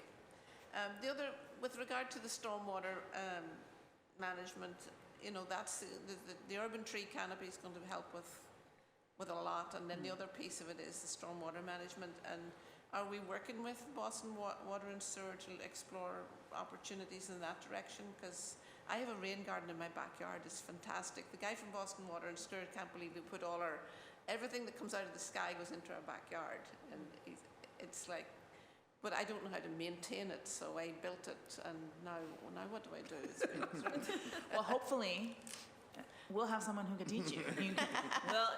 You all can come to those trainings. We'll tell you what they are, and then you can configure those. But I think, we are in conversation with Water and Sewer. They've had an opportunity to talk with us. The mayor has encouraged them. So I think we are having a much deeper conversation about our commitment to green stormwater infrastructure. The reality is that Boston went through a consent decree pretty much at the same time that Philly did and DC did. Philly and DC made deep commitments in green stormwater infrastructure. We mostly leaned in a gray stormwater infrastructure direction. But I think we have an opportunity to invest more. So I do know Water and Sewer, for instance, actually has some folks that are going through a training in Codman Square right now, and they want to really begin thinking about that. We don't have the same infrastructure set up that Philly did to sort of plug people into, but we are having those conversations because green infrastructure is significantly cheaper and able to move around a city. We could be building rainwater gardens in lots of people's backyard. They're not that heavy of a lift. Now, we do need to do things like make sure that they're trained to also maintain them. But that's an example of a fellowship that a young person could get coming out of PowerCore. We could have them go to a nonprofit where they, having learned what they were doing, could actually go out and be available at people's homes to teach them, here's how the stormwater, this is how the rainwater gardens work, here's what the thinking is behind it, and here are the 5 things that we think you need to be doing on a regular basis to maintain it. So that's an example. I think the possibilities are endless, and yeah, we are doing the work to deepen those conversations with lots of different city departments, Water and Sewer being at the top of our list, to figure out how do we expand beyond parks. We wanted to get it started. We want people to be able to see what's possible, but the need is endless. And so we want to figure out how we meet all those needs. Thank you. Thank you very much. Thank you, Madam Chair. Thank you so much, Councillor Braden. Director Lawson had their hand up on the Zoom. Is there anything that you want to add? Thank you, Madam Chair. Yes, I did want to, I'm sorry, is my microphone working? Just double checking. Yeah. Okay, great. I definitely wanted to tack on to what Commissioner Woods and Chief Reverend Whitemond were saying about as far as creating pipelines into the workforce. I wanted to point out that it's important to consider that when we're talking about having these young people graduate out of this program and then fill some of these city jobs, that we're not only thinking about these frontline entry-level jobs. I really want to encourage you guys to think about, to call back to the story that we talked about earlier in the hearing about our alumni that we all love here, Aaron Kirkland, who's now risen up to the ranks of the operations supervisor for the entire green stormwater infrastructure unit here in Philadelphia. And I think there's another piece of that story that's missing there, which is that so this gentleman who's come out of our program a couple of years ago is now at that higher level, and he at this point oversees 3 crews that are full of full-time grounds maintenance workers. And of those 3 crews, all 3 of their crew chiefs are also alumni of PowerCore PHL. And then additionally under them, you have other maintenance workers who make up that 70% of our green stormwater infrastructure unit here in Philadelphia. But I want to encourage you all to consider the fact that people who come through this program, at least the way our model works here in Philadelphia, we also have them ingrained in that AmeriCorps culture, where for us, all of our core members are AmeriCorps members, right? So they're getting trained in how to do that environmental work. They're getting that technical skills training and professional development, but they're also getting a sense of civic pride and how to be civically engaged. And with that comes this sort of tendency to become a leader. So we see a lot of our members leave the program and go into a space and immediately become leaders and be able to rise up to that level where we can see them becoming crew chiefs or becoming supervisors in the future. So I want to encourage you all to, when you're thinking about how over time this program can fill out your workforce vacancies, to not just consider how many vacancies do we have on the ground level right now, but what sort of positions higher up in the ranks do we have where folks are going to be retiring out of them in the next couple of years. If your city's situation is looking like anything like our municipal departments here, you've got vacancies that either are about to start popping up left and right, or maybe that one has already started, or you're going to have some of these folks who maybe came in through PowerCore Boston, and 2-3 years down the road, they're ready to move up to the next step and start, filling these vacancies right as they pop up. So I just wanted to, make sure I put that out there on the table to consider. Thank you so much, Director Lawson. Councillor Murphy, I'm going to be going to you for your questions next, but I just wanted to remind people who are with us on Zoom that if you want to sign up to give public testimony, please send an email to ccc.ep@boston.gov to sign up to give public testimony on Zoom. If you're here in the chambers and you want to give public testimony, please sign up in the sheet that is at the chamber's entrance. Councillor Murphy, you have the floor. Thank you. Thank you. I do just want to say how I love that I keep hearing from all of the panelists that need and desire to train and hire our kids right here in the city of Boston. I often say how, it's good soundbite to say that, but if we don't follow through, so I do know that you're committed to making sure that we're just not saying that, and investing in the training is important. And when you talk about the urban wilds, I was laughing because I've been to a few of those cleanups, and I've jumped right in and spent the first 15 minutes pulling all these weeds out, and then quickly told by someone who knew a lot more than me that they weren't weeds, so spent like the next hour replanting important things. So the training there is very important, and as a teacher and just a mom of young adults, knowing that there's so many different jobs and options out there, and we don't always give our children that hope and that opportunity, that we're here to provide opportunities for you. So I'm just really excited from what I'm hearing today and looking forward to supporting. So thank you. Thank you so much, Councillor Murphy.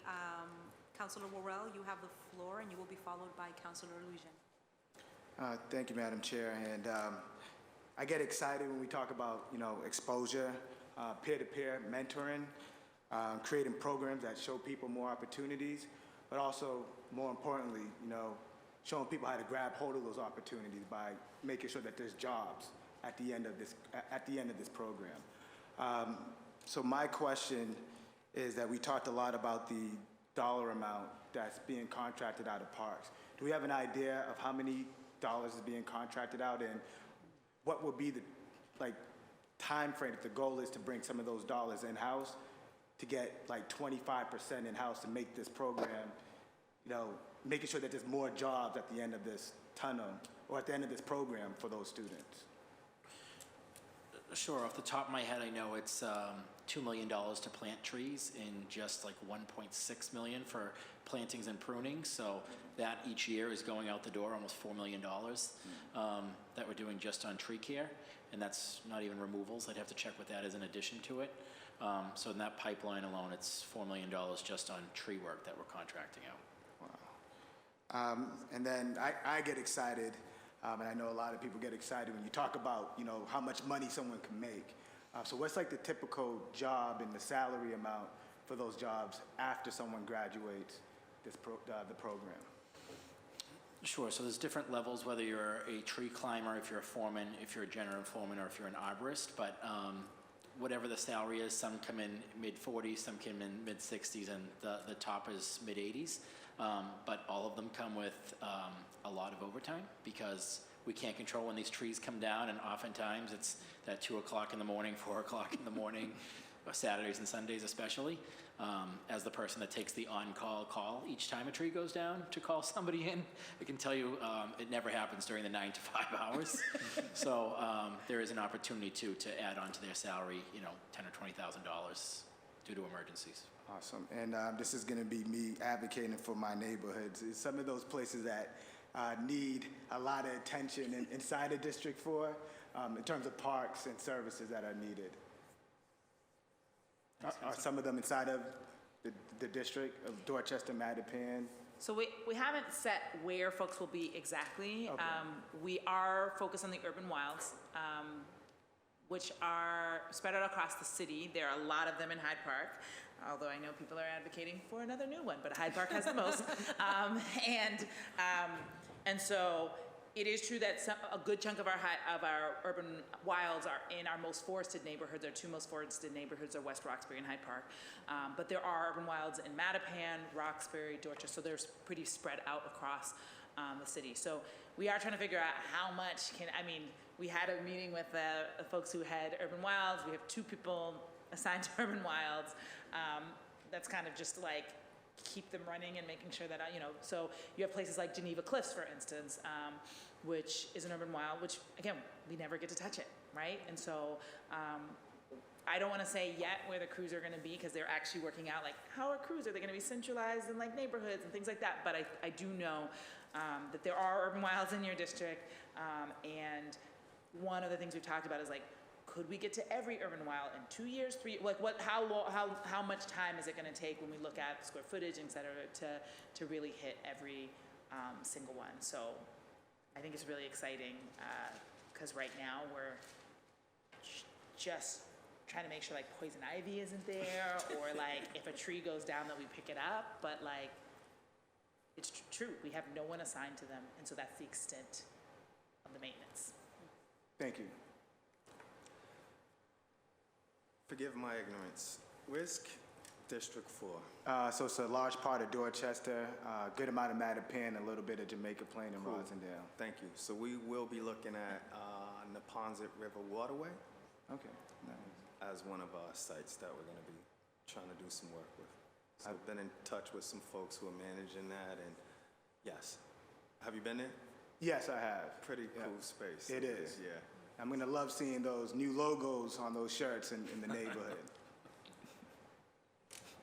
And to note, to go back to something that was said earlier, we're working on a collaboration with UMass to figure out how we may be able to pare down their urban forestry degree, boil it down to the most important pieces so that folks can get a credential within the time frame that they'll be working with us. So we found out that we can get a certification for folks in the arborist space. They would gain 15 credits. These credits are stackable. The certification is stackable. So if they're interested in going deeper into that space, they can, but they will be able to finish with us with a certification that will be recognized in the forestry space, which would allow them to be a lot more employable. So as Mr. Woods was mentioning a number of these folks are coming from the outskirts, but they have credentials which make them qualified. So what can we do within the time frame that we're working with folks to get them a credential that would be recognized in the field? So just was recently in touch with UMass and looking at this 15 credit certification that we'd be able to secure from them, and also as a backdoor effort to try to get our foot in the door with Boston Water and Sewer Commission. We was recently in touch with their HR department. We have my whole team of career coaches, so we come from that space of helping to connect folks to employment opportunities, not per se in the green space, but just in general employment opportunities. So working with the Boston Water and Sewer Commission, they have a couple of openings currently that they're struggling to fill, positions that have been open since December, positions that with very minimal training, we could get a person in the door. So we're not even looking at the Boston Water and Sewer as a training academy as of yet, because we have a better relationship with Parks. But we're going to help them to fill some of those openings just through our general network of folks that we've been working with. We work with marginalized communities. We have a number of young folks who would be interested / qualified for some of those positions. So as a backdoor effort to try to build a relationship with Boston Water and Sewer Commission, we're going to help them to fill some of those jobs. But we would need a conversation to be facilitated per se on the C level within the Boston Water and Sewer Commission to say, hey, this is a group of folks we should be working with. And as mentioned from the Philly crew, they have a department where 70% of their staff are PowerCore Philly alumni. So they're willing to help be a part of that conversation with Boston Water and Sewer Commission to say, hey, here's some of what we've been able to do in terms of moving the needle in Philly, and we could probably realize some of those same exact outcomes here in Boston. Thanks. Thank you so much. Thank you so much, Councilor Worrell. Councilor Lujan, you have the floor. Thank you, Madam Chair, and thank you again to everyone for being here. Great conversation and discussion. You know, Davo, Director Jefferson, I think you answered one of the questions that I had, and it was based on something Commissioner Woods has said about, you know, making sure that some of these jobs will require some sort of credential or certification, and so how do we prevent that from being a barrier? Especially for, you know, maybe jobs in the private sector or in other cities, we can't control that, but for jobs that we offer here in our city, how do we make sure that the lack of a credential or the lack of a certification isn't a holdup, and what can we do either to decide that, like, maybe especially if they've gone through this program, maybe we don't need a credential or certification for this position, or we're creating those partnerships with UMass. So I'm really glad to hear that we're thinking about that. Are we also thinking about areas, at least within the city of Boston, where maybe we require certifications or credentials where maybe we won't have to if people are coming through this program? I think so, especially when you get into jobs such as the urban forestry division, where you're going to have to use a chainsaw. I mean, if somebody basically has chainsaw training, there's no certification for that right now in Massachusetts, but the basic skill that somebody knows how to do that, we can hire people right off the street with that experience. And before, we were looking for somebody with an arboriculture degree or some sort of a background. So we're excited for these trainings. Awesome. I think it's also, I just want to lift up the work that Trin has been doing, because I think that part of the work that she's been doing already with Boston departments, and we can accelerate, is that there are times when we're asking for things that don't really relate to the job. Yeah. There are times when we're adding a college degree, and the question is, what is it that you think they would have learned in college that they need in this job? Are we considering the possibility they could have learned it in some other way? And are we at least being open to the fact that there's different things? We've talked a lot about some of our Corey. There's what we say we do, and as someone who's now, you know, spent a little time in HR, our values of banning the box are not translating all the way down in all of our departments. Mm-hmm. So there are some other conversations we need to have about, if that's what we say we're about, how are we making sure that our policies and processes actually match that, so that when people do come in and are told, we're Corey friendly, that we actually are Corey friendly. And so I think that there are opportunities. We are also wanting, so it is worth noting, as Davo already mentioned, one of the things that Philly does is actually just embed a lot of those certifications in the work, right? So young people can opt in to a lecture or a training or this or that actually just help them gain those certifications. They also had a badging process, but they told us don't do it, that it was a lot too onerous to maintain. But I think the other thing I wanted to know is that OWD already has these strong relationships with the community colleges. And so we are going to help young people go straight to jobs, but some of them might want to go into higher ed. They're going to have this AmeriCorps grant available to them. There's no reason that they couldn't also move in that direction. And so one of the things that Trin has already been looking at, and it aligns with what Davo was saying, is can we get PowerCore and the training that they're receiving there to count towards college credit when there are things that folks are learning there, that there's a similar class already at Bunker Hill. Why can't we just if they go into Bunker Hill, can they go in with a set of credits that acknowledge some of the work that they've already done? And not all of these things are gonna happen like by the time we launch in May, just keeping it real. But part of the excitement about this partnership is that it has brought together people who, many of us have known each other for like a really long time and have cared about the same population of young people for a really long time and moved into positions where we now have an opportunity to do something about it, and really bringing those different skill sets together, bringing the different pieces that each of us brings together. I think in many ways we're putting it all behind PowerCore in a way that I hope will make us really successful. And as Trin says, the goal is not just to help young people find the hope and to change these industries.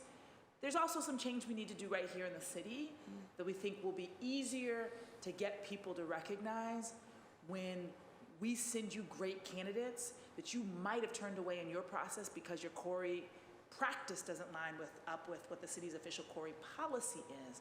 And we help you align your practice with the policy so that we are not creating barriers to the exact folks that those policies were fought to try to move forward. So I think the young people will be learning by doing. I think we'll also be learning by doing. Yep. That as we try to open the doors for them, it's gonna create some opportunities to have some critical conversations that we need to have. And I think that will also make the city better and stronger and more aligned with our vision and our values. Thank you, Chief Whitehammond. Really just looking forward to the work of PowerCore. When you were talking about, we're putting all of our, it sounds like we're putting all of our hope and promise behind this, but I believe in the possibility because it seems like your heart and everyone's heart is really in making sure that this succeeds. Two short questions, and apologies if these are things you've answered. The reason why no City of Boston employees or none of our work is going to Urban Wilds, it's simply a capacity issue? Yep. How many Urban Wilds around, do you know? 30. Are those are not part of the 332 parks? You're not considering them, or they are? They are. Okay. But we are, I'll be really honest, we have amazing staff, but we're struggling to keep the active recreation parks up to code, available to people, clean. Safe. Yeah. We just have to, we're at a point where the truth is we're rationing. We are rationing. And we shouldn't be, but I can't ask people to do more than what they're already doing. And they're doing a really great job and they're pushing. We have more parks than we ever had before, and we have less staff than we had at our Zenith. So we're doing the best we can, and I'm not trying to say our staff don't work hard, but there comes a point where we have less than one employee per property. Mm-hmm. And that's not just maintenance people. We have less than one employee overall per property. That just, we can't get it all done. Is there a neighborhood that has a disproportionate number of Urban Wilds in compared to, is there Hyde Park? Okay. And West Roxbury. But you're talking about publicly owned Urban Wilds, right? Yes. Okay, all right. When we say Urban Wilds, we only mean the places that we The city of Boston? Yeah. Okay. Yeah. All right. And then my last question is just about our partnerships with the Office of Returning Citizens and with Boston Public Schools. Are those partnerships, are those organic? Are we trying to formalize them? And just a little bit more detail about what they look like. And I'd love to hear from the Philly team a bit more about whether that was the folks who are coming in as returning citizens, whether that was an organic. It sounds like, you know, it ended up being organic because someone came in who was a returning citizen and then told all of his friends, and so that's how it happened. But what was the intentionality in Philadelphia behind that? And just from you, Director Jefferson, about what those partnerships look like here in the city of Boston between BPS and ORC, and what's your vision in those aspects? So I defer to Philly first, and I'll follow up after you guys. Thank you, Executive. Yeah, so actually very intentional. So we engaged our head of probation and parole for the adult division as well as the juvenile division. We engaged, we had something similar to what you guys have there. So sort of folks most vulnerable to gun violence outreach workers. So we engaged them year one, like pre-launch, saying, you know, we want to take your clients who are ready for this next step and pipe them right into PowerCore. So that's very intentional, formal MOUs, all of that. But then as we had alumni go through that program, they actually pushed us to be more expansive and more organic. So they were pushing us to say, you know, my cousin is not in, you know, is not on the outreach workers caseload, but they have all the same sort of vulnerabilities. So would you let an alumni basically refer their family member in? And so at this point, we went from our first 5 years only taking folks from referral agencies to now it's 50-50. And again, there's really a push from the young people and our alumni themselves. Say we have friends and family that we think could really use this opportunity, and so we wanted to open it up to the public. So we take referrals from alumni and from the public as well at this point. Thank you. All right, thank you guys. So in regards to BPS, we have not met with BPS as a whole. We are in touch with specific schools, in particular Madison Park, where we're in touch with their student services department, and we've been working with them previous to launching this initiative. So we work with them in other capacities at other organizations and know who the go-getters are in those spaces and have reached out to them, and they're happy to partner with us. Also the same thing with English High, and also looking at potential space that we can use at English High. So it's a couple of conversations that are happening there. We share a building with YOU, so they're fully in the loop with what we're doing and on board. Also partnering with Office of Economic Empowerment to make sure that some of the financial empowerment workshops that they're doing will be a part of our programming. Folks will be receiving stipends while they're here, and that financial literacy piece is really key, so that'll be a part of our support services. And then I was just in touch with Dr. Rufus Falk, who leads Office of Public Safety, and that houses Office of Returning Citizens, and he's also trying to help us identify a potential space that we can use for our program. And so those are just the Boston Public School relationships that we have. Again, we haven't spoken to a head of Boston Public Schools for a more formal relationship. Just English High and Madison High, because we have relationships in place there.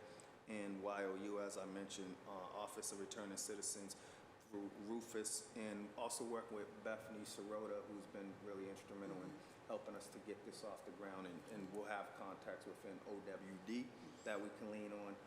I come from SOAR Boston, BCYF, so those relationships are in place for us to connect there. Also with Department of Youth and Employment, who were my next door neighbors when I was at BCYF, and Rassan was actually a panelist on my interview, so heavily in touch with him on how we might partner for both resources and recruitment. Thank you. I look forward. Yeah.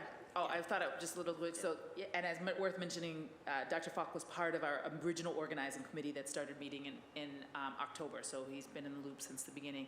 And then the other thing is, I actually did meet with the Office of Sustainability, but what we said is that at the number of 30, there was concern that if we did a BPS-wide push, we would get not all of the core constituency that we wanted, that we'd get sort of like a very large hodgepodge of young people that we'd have to sort through.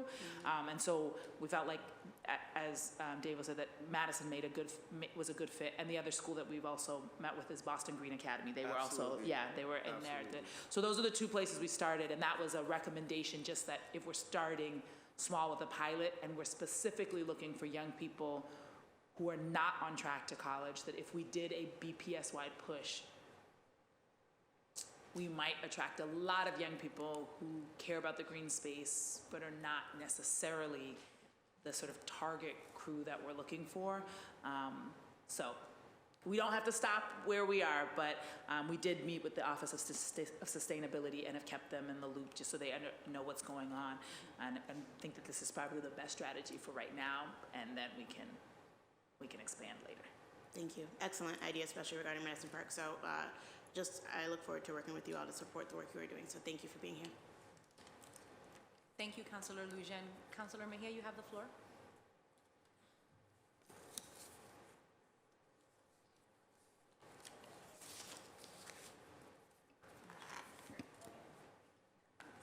That's okay. I fixed it. Let me rock this mic the way I know how, right? No, so this is so loud.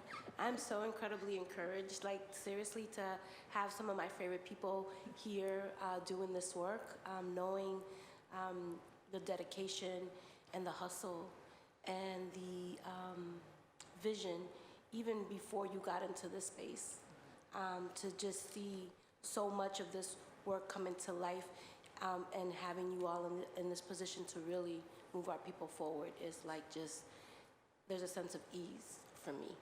And I'm incredibly grateful for your leadership in this space. And so a few things. One is, last year we worked with the administration on creating a new line item in the budget that was designed specifically for 19 to 24-year-olds. And I was disheartened to learn that it went to the Boston Public Health Commission, because what I wanted to do with that line item is exactly what you all are doing, is being super intentional about who and what. And we talked about looking at DYS, looking at Madison Park, some of our alternative high schools, BATA, which works with young people who are recent arrivals, like really seriously building a pathway, a workforce development initiative that is designed specifically for students who aren't sure where they're gonna end up, right? So I'm like here for all of this, and especially with the green situation, because I think a lot of us don't see the importance of climate in this conversation, so that you're marrying it in a way that also is helping to educate people. And Davo, Director Jefferson, you brought the realness to life when you mentioned and gave that example of that man that was dressed to the T, but he still went to try to save, go into the water. I mean, that is the type of stuff that we need to hear more of, because those are the lives that we're changing. And it's not just about creating a pathway to the workforce development, but we're literally changing lives. And so what you're doing has multiple impacts. Like, I just want to name that and uplift that, because this is what I always say, heart work, not hard work. And the work that you're doing is creating opportunities for people to see themselves. So thank you for that. I just have a few questions and I'm wondering if you all can tell me, and I may have missed this, but I'm curious as to why the applications are on the BPDA website. Just curious about, I can go through all my questions, or you want to do? Well, either way. Well, I think we learned from Philly is that Philly tried to start in the city, and city procurement processes, hiring processes created a lot of bureaucracy. Yep. And so things like they would realize young people needed T-passes, and they'd be like, well, you have to submit this to procurement, and then we can tell you when you can get it. And it was like, young people need T-passes now. So moving through OWD, which has a 501c3 that is what YOU does. It creates a flexibility to meet people's needs quickly without like having to file 17 different like HR pieces of paperwork before you can move somebody up and things like that. So we needed a nonprofit, and because BPDA oversees EDIC, which is the Economic Development, I can't remember what it stands for. Yeah, it's the Economic Development Industrial Corporation, right. It's a 501c. which is our fiscal agent for OWD. And for various reasons out of at least our control or my control, we share their back end, and that's why it's there. Yeah. Okay. No, So it's not a BPDA project, Okay. but they do the HR Correct. and finance is run through BPDA. No, thank you. I just want to make sure that Correct. my audience who's are paying attention understand the why. Okay. Because it's weird. But I'm happy that You at know, least y'all that's have a it. good question, Counselor. That's a good question, and it could be something that could be brought up as a restructuring, but we didn't. It was a legacy issue back in 1983, so we're just trying to make things work efficiently as possible, but they are our fiscal agent in which we can move things a little bit quicker. And we didn't want to create our own HR department because it would be more expensive, so therefore we're using their back end. You know, I thank you for that clarity. I appreciate it. And then I'm curious, I'm really encouraged about Madison Park because that's become my new obsession. You know, I joined one of the program advisory committees more in the media arts because that's the area where I have most experience in. But I do believe that if we're really serious about supporting Madison Park, as many opportunities that we can create, I don't see Madison Park as an education issue. I really see it as a workforce development issue. And I think that oftentimes we take a pass and not lean into Madison Park, but I think that this approach that you're bringing and really leaning into it from a workforce development could be a game changer in supporting them. And I also think that it should be a career exploration program, like where, I'm assuming that's what you guys are creating, right? Like a career exploration that they do mechanics, now they could do this, or is it that Well, deep? all of them are green jobs, and it's a little bit more than career exploration, a little bit more like a boot camp. Right, but But yes, but they get to the way the expose- building trades do it, right? Like some of the electrician, like Local 103, they have a deep partnership with Madison Park, and some of the students that graduate then end up in their apprentice program, Yep. and then those kids end up being contractors, and like it's a pipeline. Yes. So that's kind of what hope that's what you all are doing too, but it's into the green thumb business actually. Okay. Yeah. Okay, good. That's dope. I'm excited about that. And then, so as you all continue to develop new partnerships, you know, I just kind of want to put a plug in for BATA.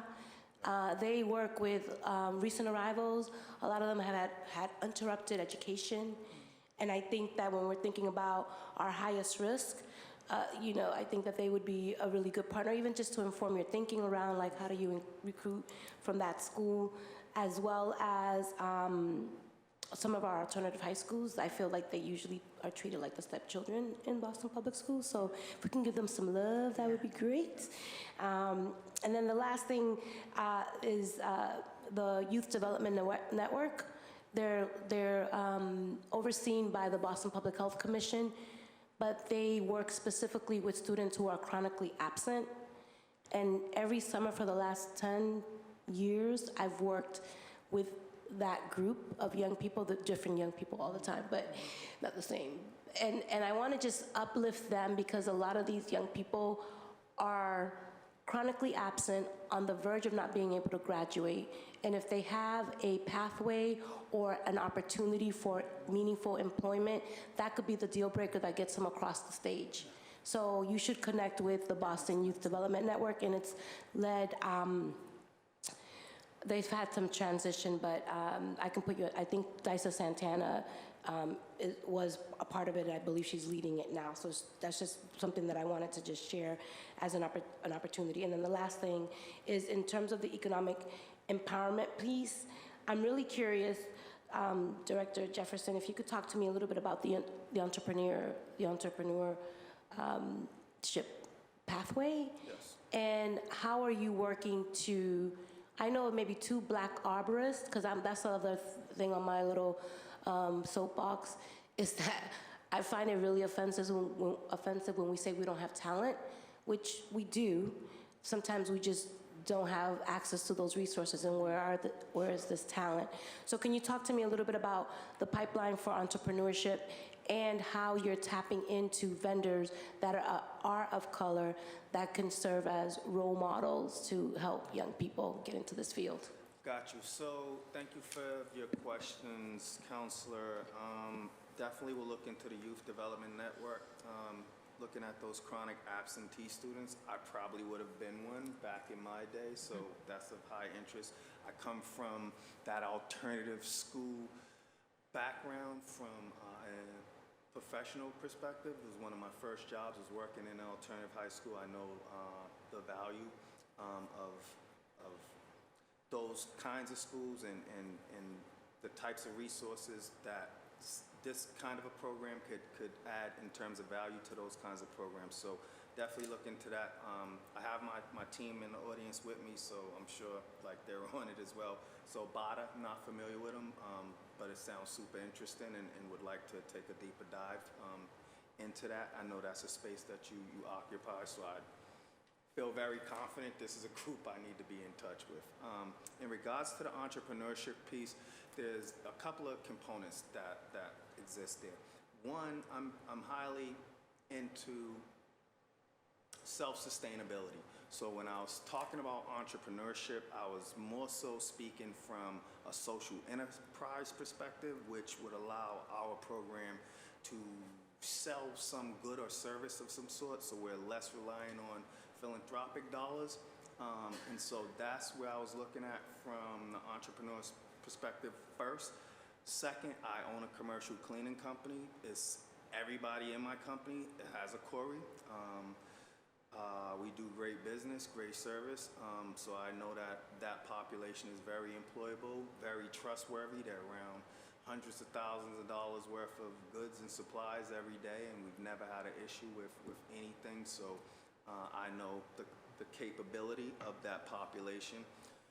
So when I look at that, I look at how many young people go through these training programs to get a good job, but how many actually have that entrepreneur bug, that drive, that spirit, that ability to work, learn, and then take that experience and go off and do their own thing. So to me, I'm like, I know we separate church and state, but God bless the child who has their own is a perspective that I buy into deeply. So if you can own the company, if you can put your name on the side of the truck, like, yeah, why not? And what can we do to try to help exact that? Right before stepping into this role, I created a program called Side Hustle, and it's a program that's designed to get urban young folks into that entrepreneur space. It's a 12-week program that consists of a number of different trainings and exposure to different things that allow you to take whatever idea you have and grow it. If it's already up in existence, how do we make it better? How do we refine it? And so I'm very much into that space and looking for opportunities, and spoke to Chief about it, like how could we introduce such a component to our program. Was speaking with my esteemed colleagues from Philly. They're also looking into that same space on how could they sell a product or good. So very much interested in further developing that idea. I work in an office that does some work around economic empowerment, trends, leads a few things that occupy that space. So I'm feeling really confident that once we are up and running and kind of running parallel, I'm looking at it as we're trying to build it out. But the main focus is build the program out. The entrepreneur piece is like a feather in the hat per se, or something that I'm equally as interested in. So I hope that addressed your question. And this is why, for the record, everybody, why Director Jefferson is in this role, because you know when you live your purpose, you fulfill your mission, right? And I think that through this process, how much you bring to it is exactly what people are going to get out of it. And one last thing that I will say to all of that is that as the chair of workforce development and economic empowerment, I am committed to working alongside and someone who's learning about the green climate justice space. You know, I'm always making jokes about that. I would love to lean in and be supportive in any way that I can be. And I think that on the entrepreneurship piece in particular is that you're right. You know, oftentimes we're creating worker bees, and we're not creating enough opportunities for young people to see themselves as business owners. And with your vision, I do believe that building a company requires marketing, requires, you know, operations, that there's ways for concepts to develop where other young people can then bring some of their peers to build their business, to work collaboratively, right? Councillor Lara always is talking about worker collaboratives and things of that nature, and I think that, you know, we're at a moment in the city of Boston, and I do appreciate Chief Hammond's call out or call in, however you want to experience that the city of Boston talks a good game, and we have an opportunity to put a little bit of muscle behind that, a lot of the rhetoric that we hear out in these streets. And so we need to lean into the conversation and make sure that it's not just another beautiful soundbite, and that we're doing the work to build the infrastructure and change the culture on the inside, so that we can definitely have the type of thriving workforce development and support that we need on the outside. So with that, I'll recuse any of the last time that I have. But thank you to the sponsors for bringing this conversation, and to the chair for hosting, and obviously to the panelists for bringing so much of your passion into the space. Thank you. Thank you. Thank you so much, Councillor Mejia. Out of all of my questions, I have only 2 remaining questions because my colleagues asked all of them. To any of the city councilors, I'm not going to do a second round, but if you have remaining questions, please press your call button so that I can call on you before we go and move into public testimony. So thank you all so much. This has been incredibly informative, and again, this is my pocket, and so it's really exciting to hear around, you know, about the plans around engaging young people, about specifically engaging young people who are or potentially could be citizens involved, or people who are previously incarcerated, and using our city dollars. This is like an environmental justice program, it's a violence prevention program, it's an economic justice program, right? It is so much of what we should be doing in one package, and so I'm just grateful for all of the work that you've done. The 2 questions that I have that are remaining from my list are about the requirements to apply. And so, is there a citizenship requirement right now, or will young people who have differing legal statuses be able to apply for the program? Good question. We have not considered citizenship. I'll tell you what we do have, but we have not had that conversation. Yeah, I mean, I think one of the questions will be, I will need to look at AmeriCorps and where I don't know what, in the past, I know that has been a challenge. Yep. And so we do have AmeriCorps we have 30 AmeriCorps slots as our founding sort of, we'll pay more than AmeriCorps, but we are using them as a basis because that also gives folks that, that award, that education award. So that's one question. I think you were about to talk about that. My concern so we'll look into that and would be barriers that a person would encounter in trying to get employed. So if you look at a number of job descriptions, they say, do you need a sponsor to work in the U.S.? So some of what we're trying to circumvent is you will need a GED or a high school diploma, because that's going to be a lot of the employer partner requirements. So we're trying to circumvent that. You'll need a driver's license. If you don't have one, that'll be a part of your training while you're going through this program. You'll get that driver's license. You need to be 18 to 30. You need to be a Boston resident. And you need to be an opportunity youth, and kind of what that definition encompasses. So we have not taken into consideration a person's immigration status. That is a really good question. Yeah. So what I did consider were things that would block you from employment. So a driver's license, not being 18, not having a GED. So we did take those things into consideration. That's a great question. Okay, thank you. And I think, there is an opportunity for that if we can't go all of the way, that, young people with legal status who either have a green card or a DACA recipients, like they can work. They have like. Oh yeah, no, I think that's a definite, like if you, I think the big question, I mean, we even went back and forth about whether or not the GED or diploma was something we want to do. There are great people who don't have those. Yep. What we heard from Philly with clarity is,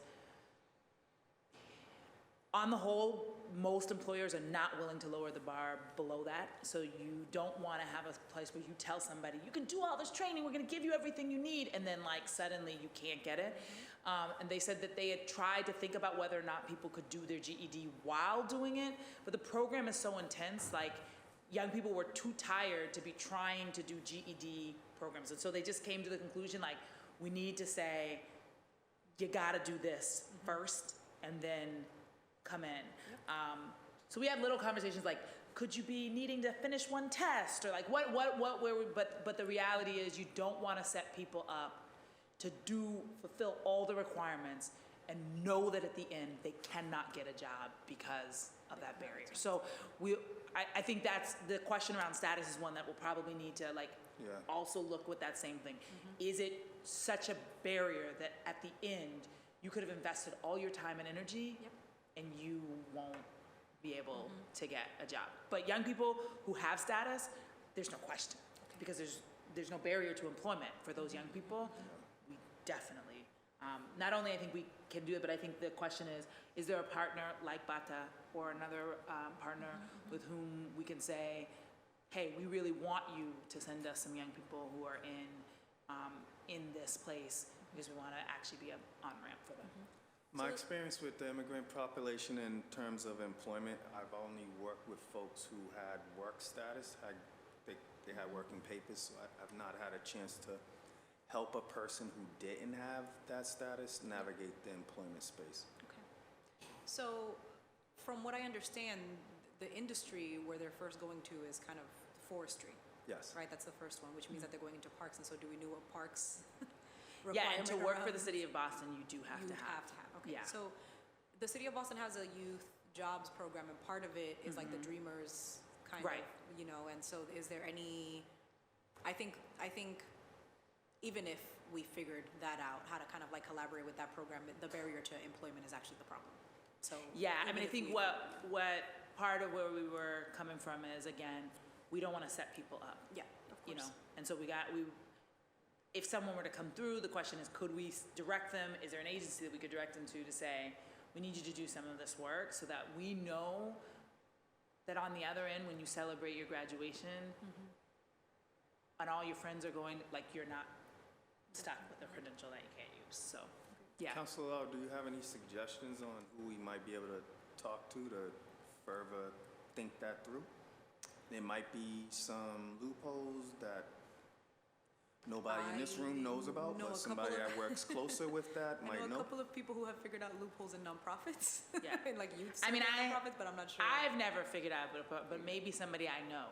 Somebody you know and somebody that I know has. Because I'm not so maybe we can make a on the connection. public All right, we'll look process into of it. that. But I'm saying, but there were real deep limitations for the people that I know around how much they could pay within those loopholes that would not apply. My friends who figured those things out. Yeah. Yes. Yeah, I mean, I lean into the systemic every single time. I'm just like, oh, what do we have to do to change our policy in the city? Yeah. So that's kind of like what I lean into. I'm just like, how are we not having this conversation? Obviously, that's an incredibly salacious thing to say on the mic in this meeting, but I think, for me, I'm just like, oh, let's talk about how do we make sure that people can work regardless of citizenship status, right, here in the city of Boston. And when we're talking about our policies and practices, that's the kind of stuff that we're talking about. What are the systemic changes that we need to make to remove barriers for people? When I was a street worker, I worked with a young man who was gang involved, who also didn't have he wasn't a citizen. And every time that we tried to do something, that was the fight. The fight was, they're gonna deport him. The fight was, oh, President Obama passed this thing. If you get your GED, you can stay. Let's make sure that you're getting your GED, right? Like, you have to there is a, you know, a lot of people, I just filed this hearing order about giving people who have legal status, immigrants with legal status, the municipal right to vote. And a lot of the conversations that we're hearing is, oh, well, then people are going to be disincentivized from becoming citizens. And I'm like, people become citizens because they don't want to live under the constant threat of deportation, not just so they can vote, right? Yeah. Last time I checked, people weren't like, I don't want to become a citizen because I can vote. You know, in any case, not here nor there. But I think that that's part of the conversation that we need to have, right? Because we have all these young people. So thank you. The other question that I have is about the training. And so in the training, you said that you wanted to have a piece of it be history of parks. And you talked a little bit about why you thought that was important, right? Just kind of like the buy-in and that you get from young people or from the program participants.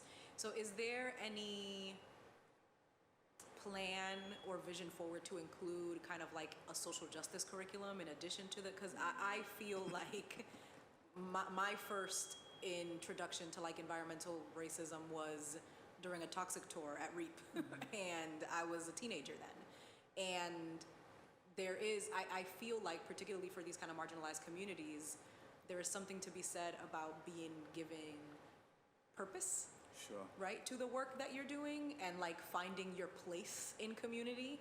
And I think that there's an opportunity, right, to like embed kind of like a social justice curriculum to talk about environmental justice, to talk about climate change, to talk about why our communities are going to be hit the hardest and why the work that they're doing is so important, and talk about the impact that work is going to have. Because I think, I don't only think that it embeds a purpose, but I also think that it gives identity to the group, Absolutely. right? As like, we are a group of young people and we have this purpose and this is how we're giving back. And so has there been any thought given to including that in the program? So great question, Councillor Lara.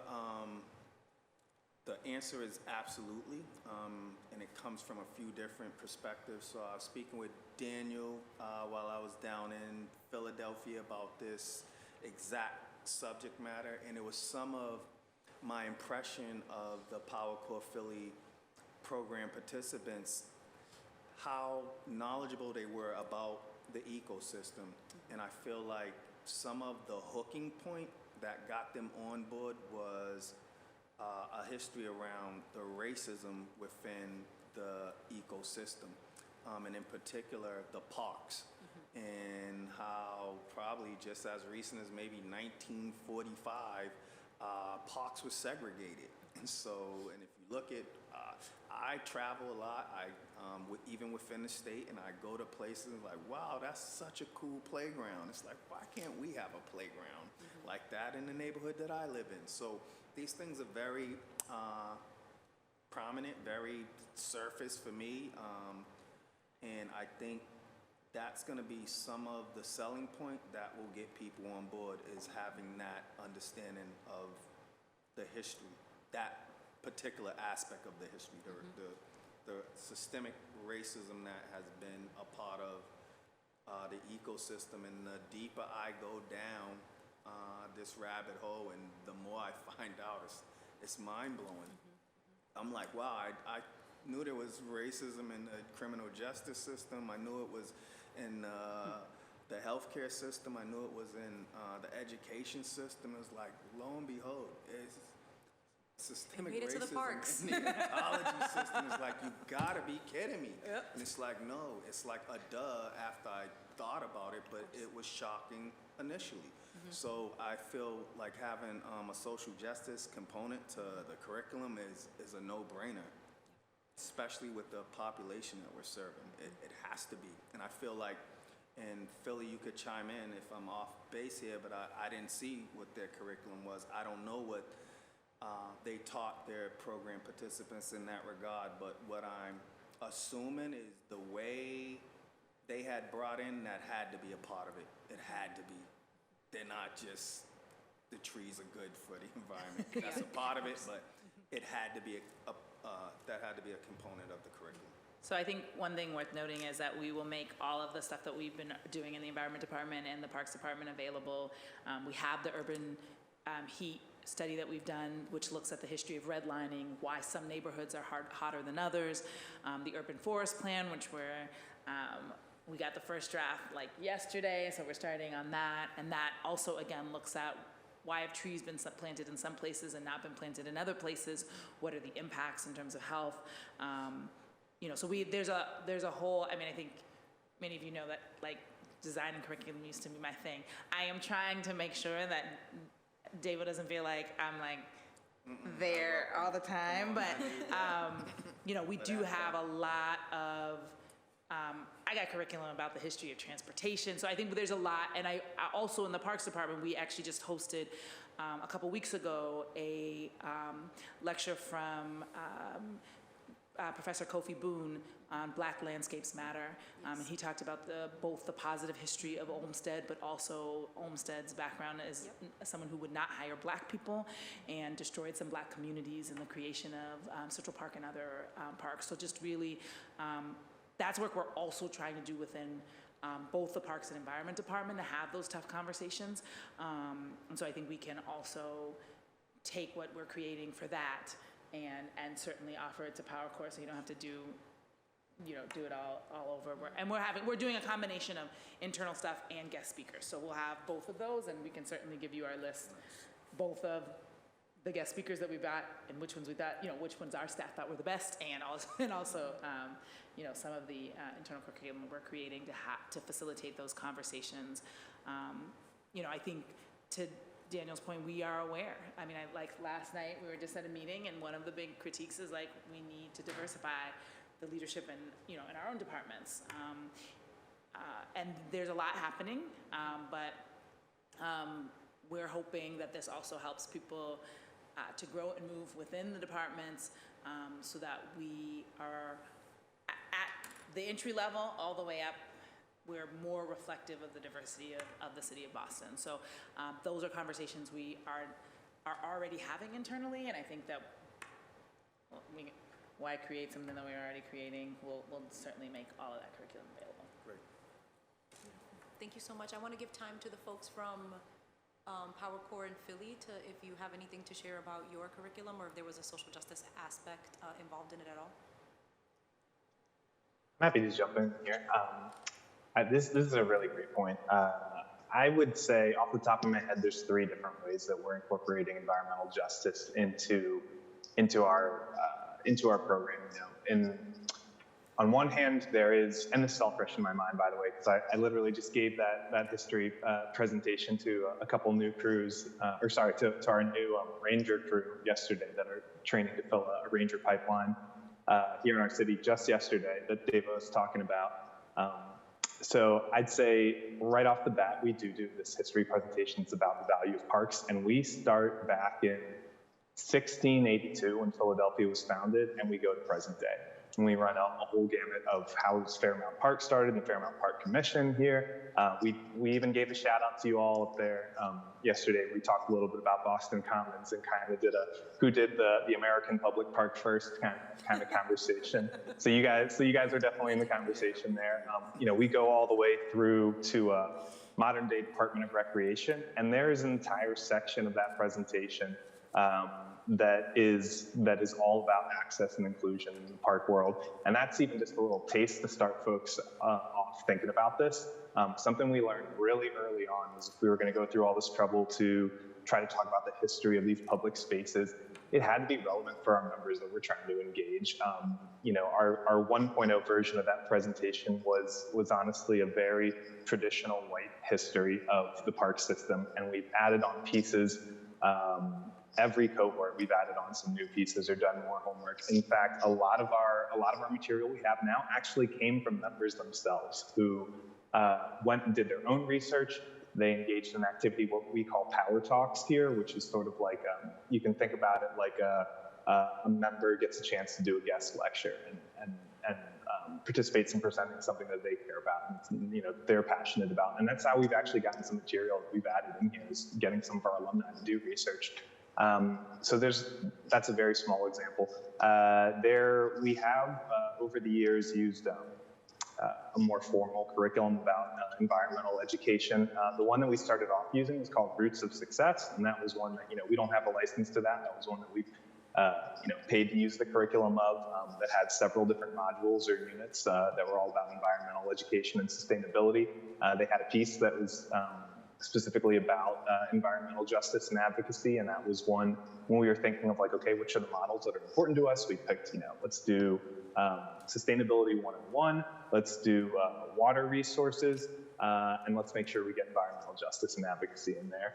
So there's that more formal curriculum that you can have there. And then I'd say the third way that we bring this topic up a lot is just through exposure, a lot of exposure of saying like, well, okay, we're doing projects that are with our water department, that are with our parks department, but let's make sure that we add in urban agriculture, projects, or do community beautification projects. And if we can do those, can we engage organizations that are led by people of color so that you're, as a member, you're getting exposed to people in the community who are leaders, who are in this field, or have full-time jobs or positions that are in this field, and they are someone that you can relate to, who might be from your community, or who looks like you, or who identifies with your background and comes to the same place that you do.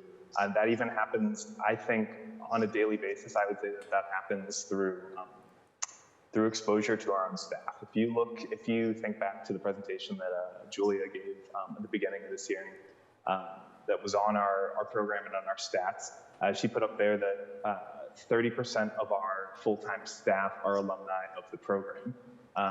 90% of our leadership specifically are people of color. Every day our members are meeting with folks who are already in this industry, who are showing them you can have a place in this sort of green sustainability world. And we don't shy away from that conversation when a member who's lived in West Philly, a 10-minute walk away from Cobb's Creek, a beautiful watershed park that unfortunately has been neglected over decades, says, I grew up a couple blocks from here and I've never come to this park. I just never come and walk this trail. And we'll jump into the conversation of why is that? Why is that, structurally, systematically, why is that you don't come to this amazing asset and this resource in your neighborhood? What does it mean for you to be involved in this program right now? How does it benefit your community and your own life to get more involved with this work right now and actually pursue one of these careers in what we would call, a green job, or a job that's related to sustainability or to our public spaces.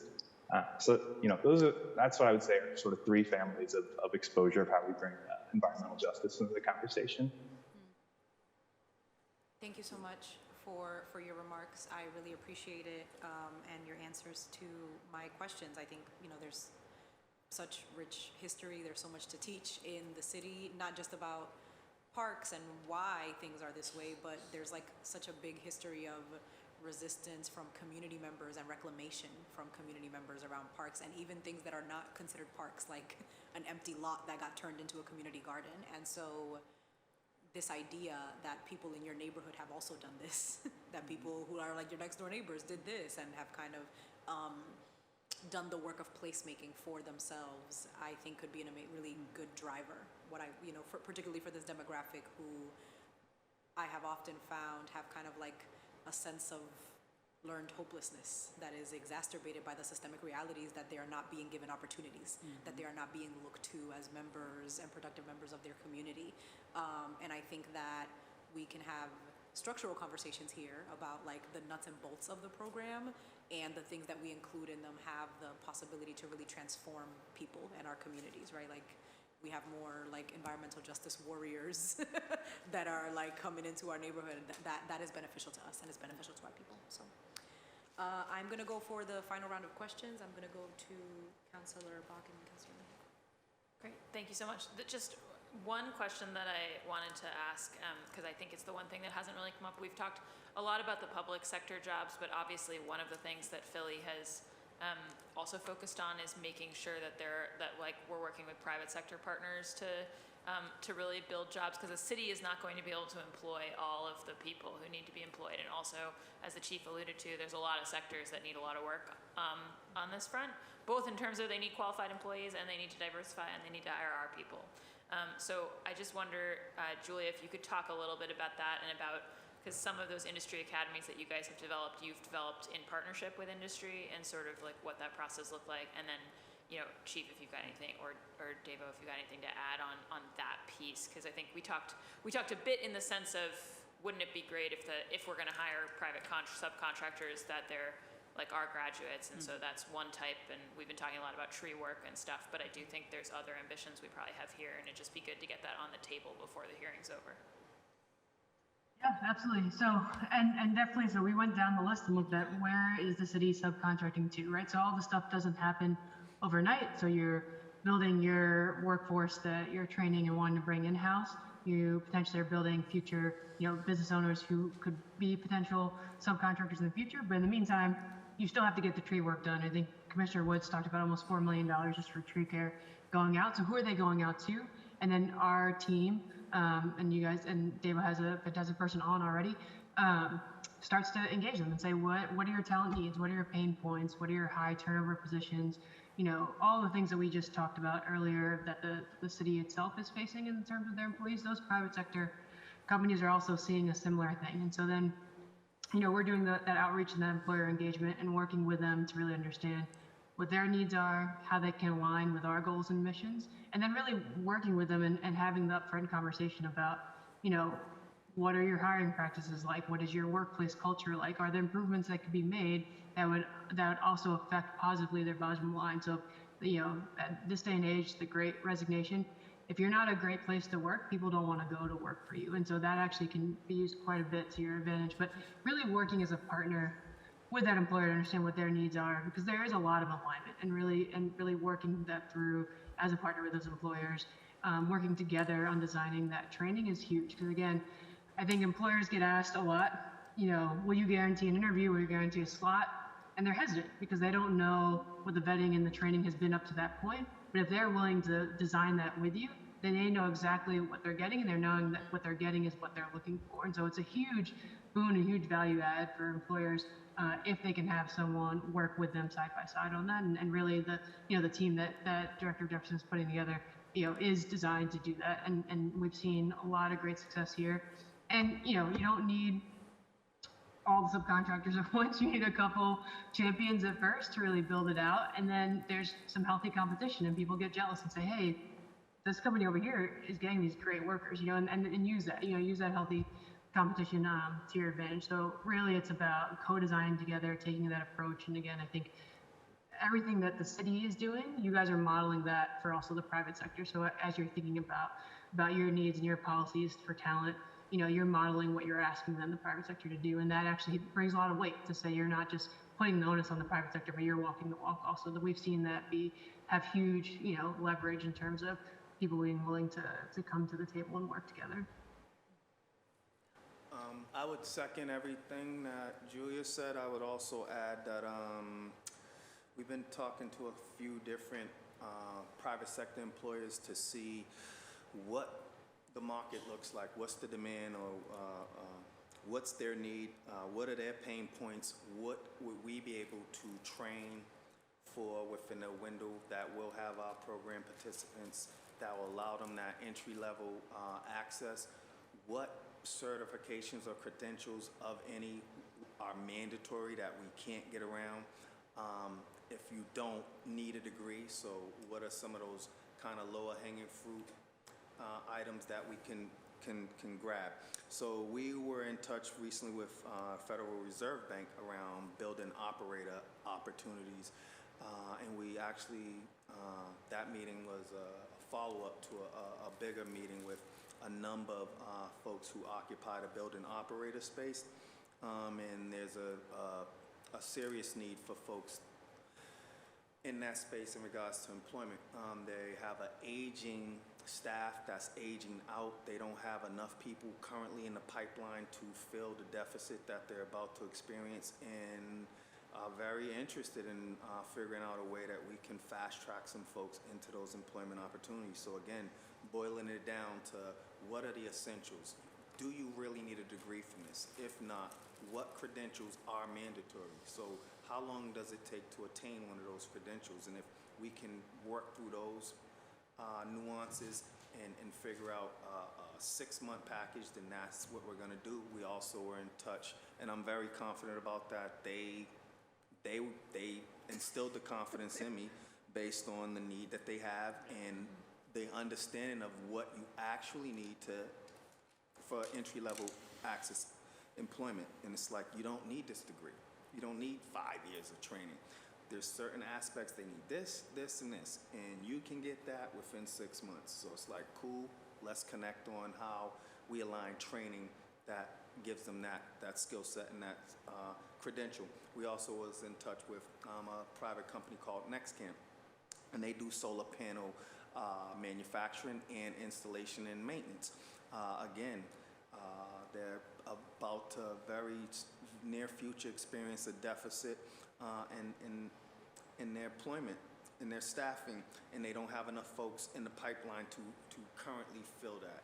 And so they're looking to fast track, and so what can they do? What training could they provide? What facility space can they offer for training? Because to get some of this stuff, if you think of HVAC as an example, you need certain training facility components to be in place that we don't have. Well, they're already up and running at a place like Bunker Hill. They're already up and running at a place like RCC. And again, they don't have enough students, so they're looking for students. And then some of these these private companies, they're looking for staff. So we're gonna figure out the most efficient way to partner those things and build a pipeline out for them. Yeah, I think to add to what Davo said is one of the things we have that Philly doesn't quite have is that because of Berto, we are now making requirements of our buildings that they have got to meet by 2025. So there's a desperate need for people who can help them figure out how they're going to make these green improvements. And so one of the reasons that was one of the places that we looked is that the Berto regulations are creating a market that didn't always exist before. We're happy to help them fill that. So then they don't end up paying fines to the city, but we're able to send them folks that can get on that path and do it. So I think that is one pathway that Philly doesn't currently have, but that made a lot of sense for us because of the way that regulation is moving a lot of companies to think about what they need to do to make their buildings more efficient, and we want to help them. And we want to help them do that with young people in the city of Boston, so.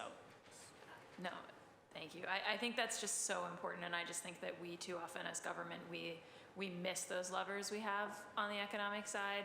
And it's great, it's absolutely true that we often, we have to be the model, we have to show people the way, but I think that when we're only thinking about the public sector space and not asking our private sector folks to really also lead, hire our young people, frankly benefit from the talent of our young people, right? And recognize that that those have to be good jobs, and also that there have to be actual pathways, like Daniel mentioned earlier, that it's not just the entry-level stuff. I just think it would be a huge missed opportunity if we didn't use our regulatory opportunity to drive. When they were talking about some of those jobs, I was like, why didn't I move into that sector? Because it was really good starting salaries and overtime, and I was like, somebody should have told me about that. I mean, I love community organizing and pastoring, but we are all happy about the career trajectory that you took, Reverend. So I don't think any of us have any regrets that you didn't go into building operations. But it's good to know that it's great jobs and that you guys are already in conversation to create those pathways for our young people. Because I'm so excited about this. Like I said, I'm so excited that the council was able to support, the funding so that we're here and that we're not talking about something that you might want to do. We're talking about something that you are doing that's launching in May. Davo, I'm astounded by just how much work you've done since you got on board in January. And, I think it's just so important to stress. We talked at the beginning of the hearing about kind of the idea that this can be a program that both serves climate justice and serves racial justice, economic justice in the city. But I think the core really exciting thing, right, is the agency piece, where it's not just that, it's not like we're gonna help the climate and our city meet the climate crisis, and we're gonna help these young people. It's that our young people are gonna own the work of the city meeting the climate crisis, right? And I think when we talk about ownership, that's such a deep piece of what I hope this work is, and I think relates to what Councillor Lara was talking about before, and just I think that it's such an exciting opportunity for the city of Boston to put our young people first and leading us on this, and so really excited to continue to support, and definitely, you know, I will certainly be part of the council caucus looking for more resources to make sure that we've got this full 3-year trajectory for the program to thrive, and then of course continue beyond that. So thank you so much. Councillor Bach, I've seen firsthand in Philadelphia that community buy-in from their program participants. It was amazing. It was mind-blowing. And I was pretty impressed with how much the young folks had brought into taking care of the ecology in their community by default.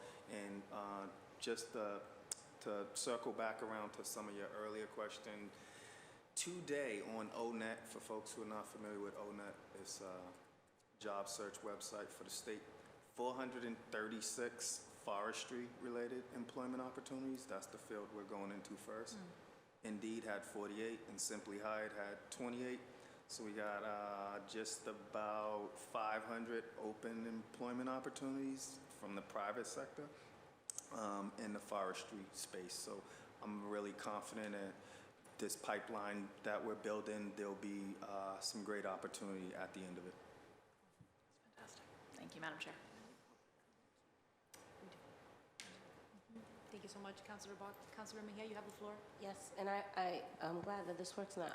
I also want to be mindful that it's usually 3 hours for a hearing, so I'm not going to ask a lot of questions, but I will just say 2 things. One is MOIA, which is the Office of Immigrant Advancement, could be a really good resource to figure out that loophole. And I know that Director Cope had talked about creating a program specifically designed for folks who are undocumented.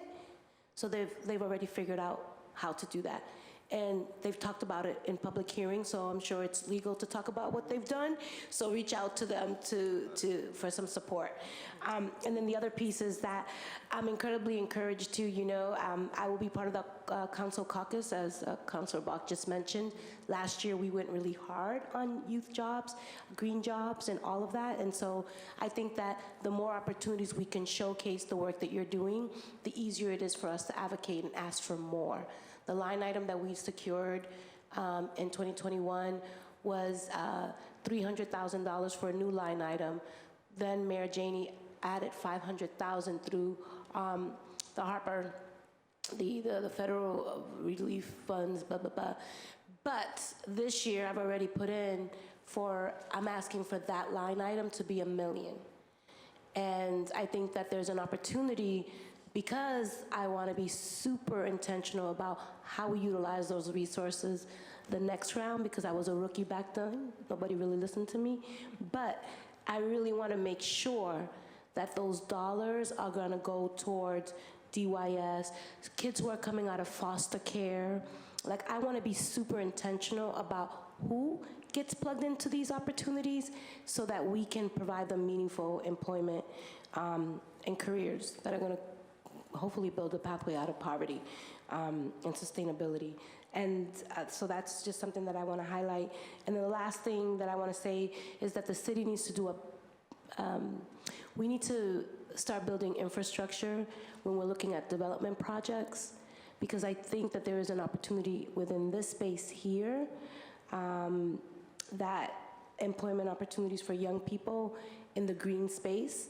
How do we create, like, wind management, Madison Park? All of these folks are building affordable housing, but how are we creating a pathway for these young people to actually be working and primming and propping and grooming and all that other stuff that needs to happen in the surrounding? So there needs to be a 360 strategy of how we're going to implement this across all different city departments, so it's not just one place. So I always say Boston is resource rich and coordination poor. I think you guys have a model that will disrupt that thinking. So thank you, and that's all for me. Thank you. Thank you so much, Councillor Mejia. At this moment, I am going to move into public testimony. I think that we have one person who signed up. Johanna Hines, is that correct? You can go to one of the podiums on either side.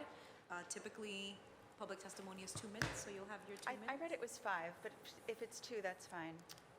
I It's think just I'm about you, so I 3. think if you need 5 minutes, please take them. What's that? It's only you here in person, so if Okay, you need I'll 5 keep minutes. it, I'm going to try to keep it under 2. Okay, thank you so much, Okay. Johanna. I really appreciate it. You have the floor. Thank you. My name is Joanna Hines. I live in Charlestown. I am a member of the Charlestown Neighborhood Council, which is an elected body in Charlestown, and I'm also a member of the Urban Forest. I'm so hungry after 3 hours. Sorry. The Urban Forest Commission, and that's been a great. I've really enjoyed that. So I've heard and learned so much, and I'm really excited about these efforts because they're overdue, and I understand that budgetary concerns have, really played a part in this. So getting the money to do these things is really important, and getting the money to hire more arborists and to support Max Ford Diamond is crucial, because that's, if we're not doing that, then we're really not walking the talk, right? And having, towns like Cambridge with 6 times as many arborists is nuts. So budgetary concerns are real, but what I'd like to know is, what is the cost associated with tree preservation? I realize it's not a revenue-generating stream. I mean, when we buy trees, when we plant trees, when we deliver trees, there's a lot of money being exchanged. What is the cost of just maintaining what we have? Because that seems to be what the people on the Urban Forest Council are calling the #1 objective. And I was at every meeting, and that was what I heard. And so this plan does sound great, but I didn't hear that much about tree preservation. And at the rate the city is removing trees from its own land, and I include the Boston Housing Authority as an agency of the city, we're not going to have any urban forests to maintain, right? I mean, new trees are important, but they are not a replacement for the trees that have been here for decades. And they're certainly not going to provide the shade or the infrastructure in terms of management of stormwater that the trees we have today do. And so when we talk about green infrastructure, are we including this existing tree canopy? And if so, again, why is the city removing one of its greatest assets, our greatest natural resources, this tree canopy that we have today, a proven tool for mitigating the negative effects of climate change, from its own land? You guys talked about stormwater. I couldn't agree more. Trees not only help with stormwater, without them, we're running the risk that we've seen in other cities over the past year of people dying in their basements and cars. I mean, that is like hard to even stomach. But also, Boston had to dump over a ton of sewage in its harbor, our harbor, because of the stormwater. And that information comes from the top. So the trees we have today are working. I don't know why we are not spending as much time, effort, and money, though I don't think it would cost much, to protect the ones we have. Now, the Reverend, who I commend, because your job is not easy either, and I saw that firsthand last night at that meeting. You took a lot on, and you were very, you were understanding, you were honest, you gave us, from the heart, and everybody felt that, including myself. But what I heard at that meeting was not a need for chainsaws or pruning. What I heard across the 40 or 50 people that were there was a cry for preservation. Let's not lose 54 trees from a park in an environmental justice neighborhood. And a question I have for Councillor Bach is, can you imagine that ever happening in the public garden? They would never say ADA or 80-year-old trees. It wouldn't be an either or. We would find an architectural landscape architect that figured out a way to give us both. And the same thing is happening with affordable housing. These false choices, have the housing or have the trees. When you look at Lenox, the landscape architect, it was the Olmsted brothers, and they have cut down like beautiful 80-year-old trees. In Charlestown, they plan to take down 347. That is unacceptable. And it's unconscionable to be in a climate change and allow that to happen, to turn a blind eye because it's easier. There are ways to retrofit those buildings, and I see on the agenda that retrofitting existing buildings was mentioned. And I would just like to say, and I'm wrapping it up now, sorry. Thank you. in regards to that section, that, you know, it's not too late to course correct, because only phase 1 of the Bunker Hill housing development has been approved. And the thing that I can't wrap my brain around, there are 41 well-made, probably the best brick and steel that was ever used in this country, buildings standing there today with courtyards that have all of these trees. And there wasn't even an inventory done to determine if these buildings were worth preserving. These buildings were designed by a landmark architect who has done major work in this city. These are mid-century, valuable buildings, and if they were in any other part of the city, they would be retrofitted. So whether or not you agree that they should be or shouldn't be, the footprint of knocking them down and making more cement and more steel and shipping it over when what we have are good bones that could and ought to be used, it just feels so hypocritical. But again, whether you agree or not, they weren't inventoried by the Boston Landmarks Commission or by the Massachusetts Historic Commission. They're not even on Macris. They don't exist. Okay, so then this is the last thing. How am I doing on time? I was here for 3 hours. I'm going to take it. Okay. Go ahead. So, and again, I don't want to come across as like an adversary. I need you guys. You know, like I'm out there doing it for free. You guys are our representatives, but I want to support you because I can tell you do care. I know I wouldn't be here for 3 hours if I didn't feel that. I care too. I've got 3 kids. You know, like it's not for me. Like it's for my kids. It's for your kids. Like this is an emergency. At the, you know, with the Urban Forest Council, we're all talking about #1 objective, save trees. The ordinance or the plan isn't going to be done in time. If we keep cutting trees from our parks and our own land, what's the point? Like, so a group of us from that group and other groups I'm involved with have created a petition. It's short, it's going to be circulated next week, and I'd like to just read it to you quickly. Because as you may know, and I hope you know if you don't know, but you'll know now, 60% of Boston's urban forest, its tree canopy, lives on private land, but most of that land is owned or managed by the city. So we can protect those trees, and we should. Especially if we're putting all this money into all this stuff, right? Like, let's start now. We can. Okay, so here it is. We, the undersigned residents of the City of Boston, hereby request a moratorium or equally strong measure to immediately suspend the removal of trees in fair or good health on land owned or managed by the city or its agencies until there is a duly deliberated tree ordinance in place to protect and preserve what remains of our tree canopy. Trees are nature's technology. They clean the air, enrich the soil, shade us from the sun, and mitigate the urban heat island effect. Trees require open space on which to be planted and to grow. The loss of our tree canopy is accelerating. This loss is not recoverable and is impacting the health and well-being of people now. It will continue to harm generations of residents far into the future. The removal of each tree causes an immediate loss of shade, rainwater intercept and absorption, sound and dust buffering, bird song, and bird habitat. Plus the squirrels, where are they gonna go? I've seen them fighting recently over like branches. Sorry, I have. There is a lot of talk, and I think it's true, of amending the zoning regulations to protect trees. And there is this urban forest policy and these plans to, I don't know, I have my glasses, that is in early stages. But these will take years to finalize and implement. With every passing day, there will be fewer trees and less land for either policy to address. And so it's for these reasons that we, the undersigned, and I hope to have thousands soon enough, of this petition, or are petitioning for a suspension of tree removal on property owned or managed by the City of Boston until reasonable protections can be enacted. We just can't wait. Thanks. Thank you so much, Joanna. I really appreciate it. If there's anyone else who would like to testify who has not done so yet, you can feel free to step up to the podium.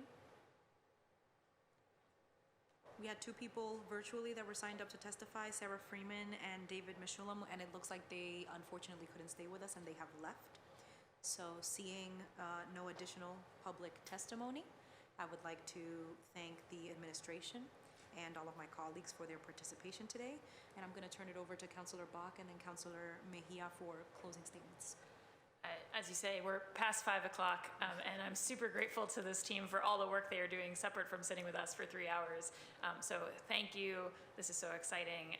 I think it's just a great initiative for our city, and I'm glad the mayor's team's moving it forward and looking forward to continuing to collaborate. So thank you so much. Thank you, Councillor Bach. Councillor Mejia, you have the floor. So I don't have any closing remarks other than thank you for all your hard work and intentionality. And I'm here for all of it, and I'm grateful. Thank you.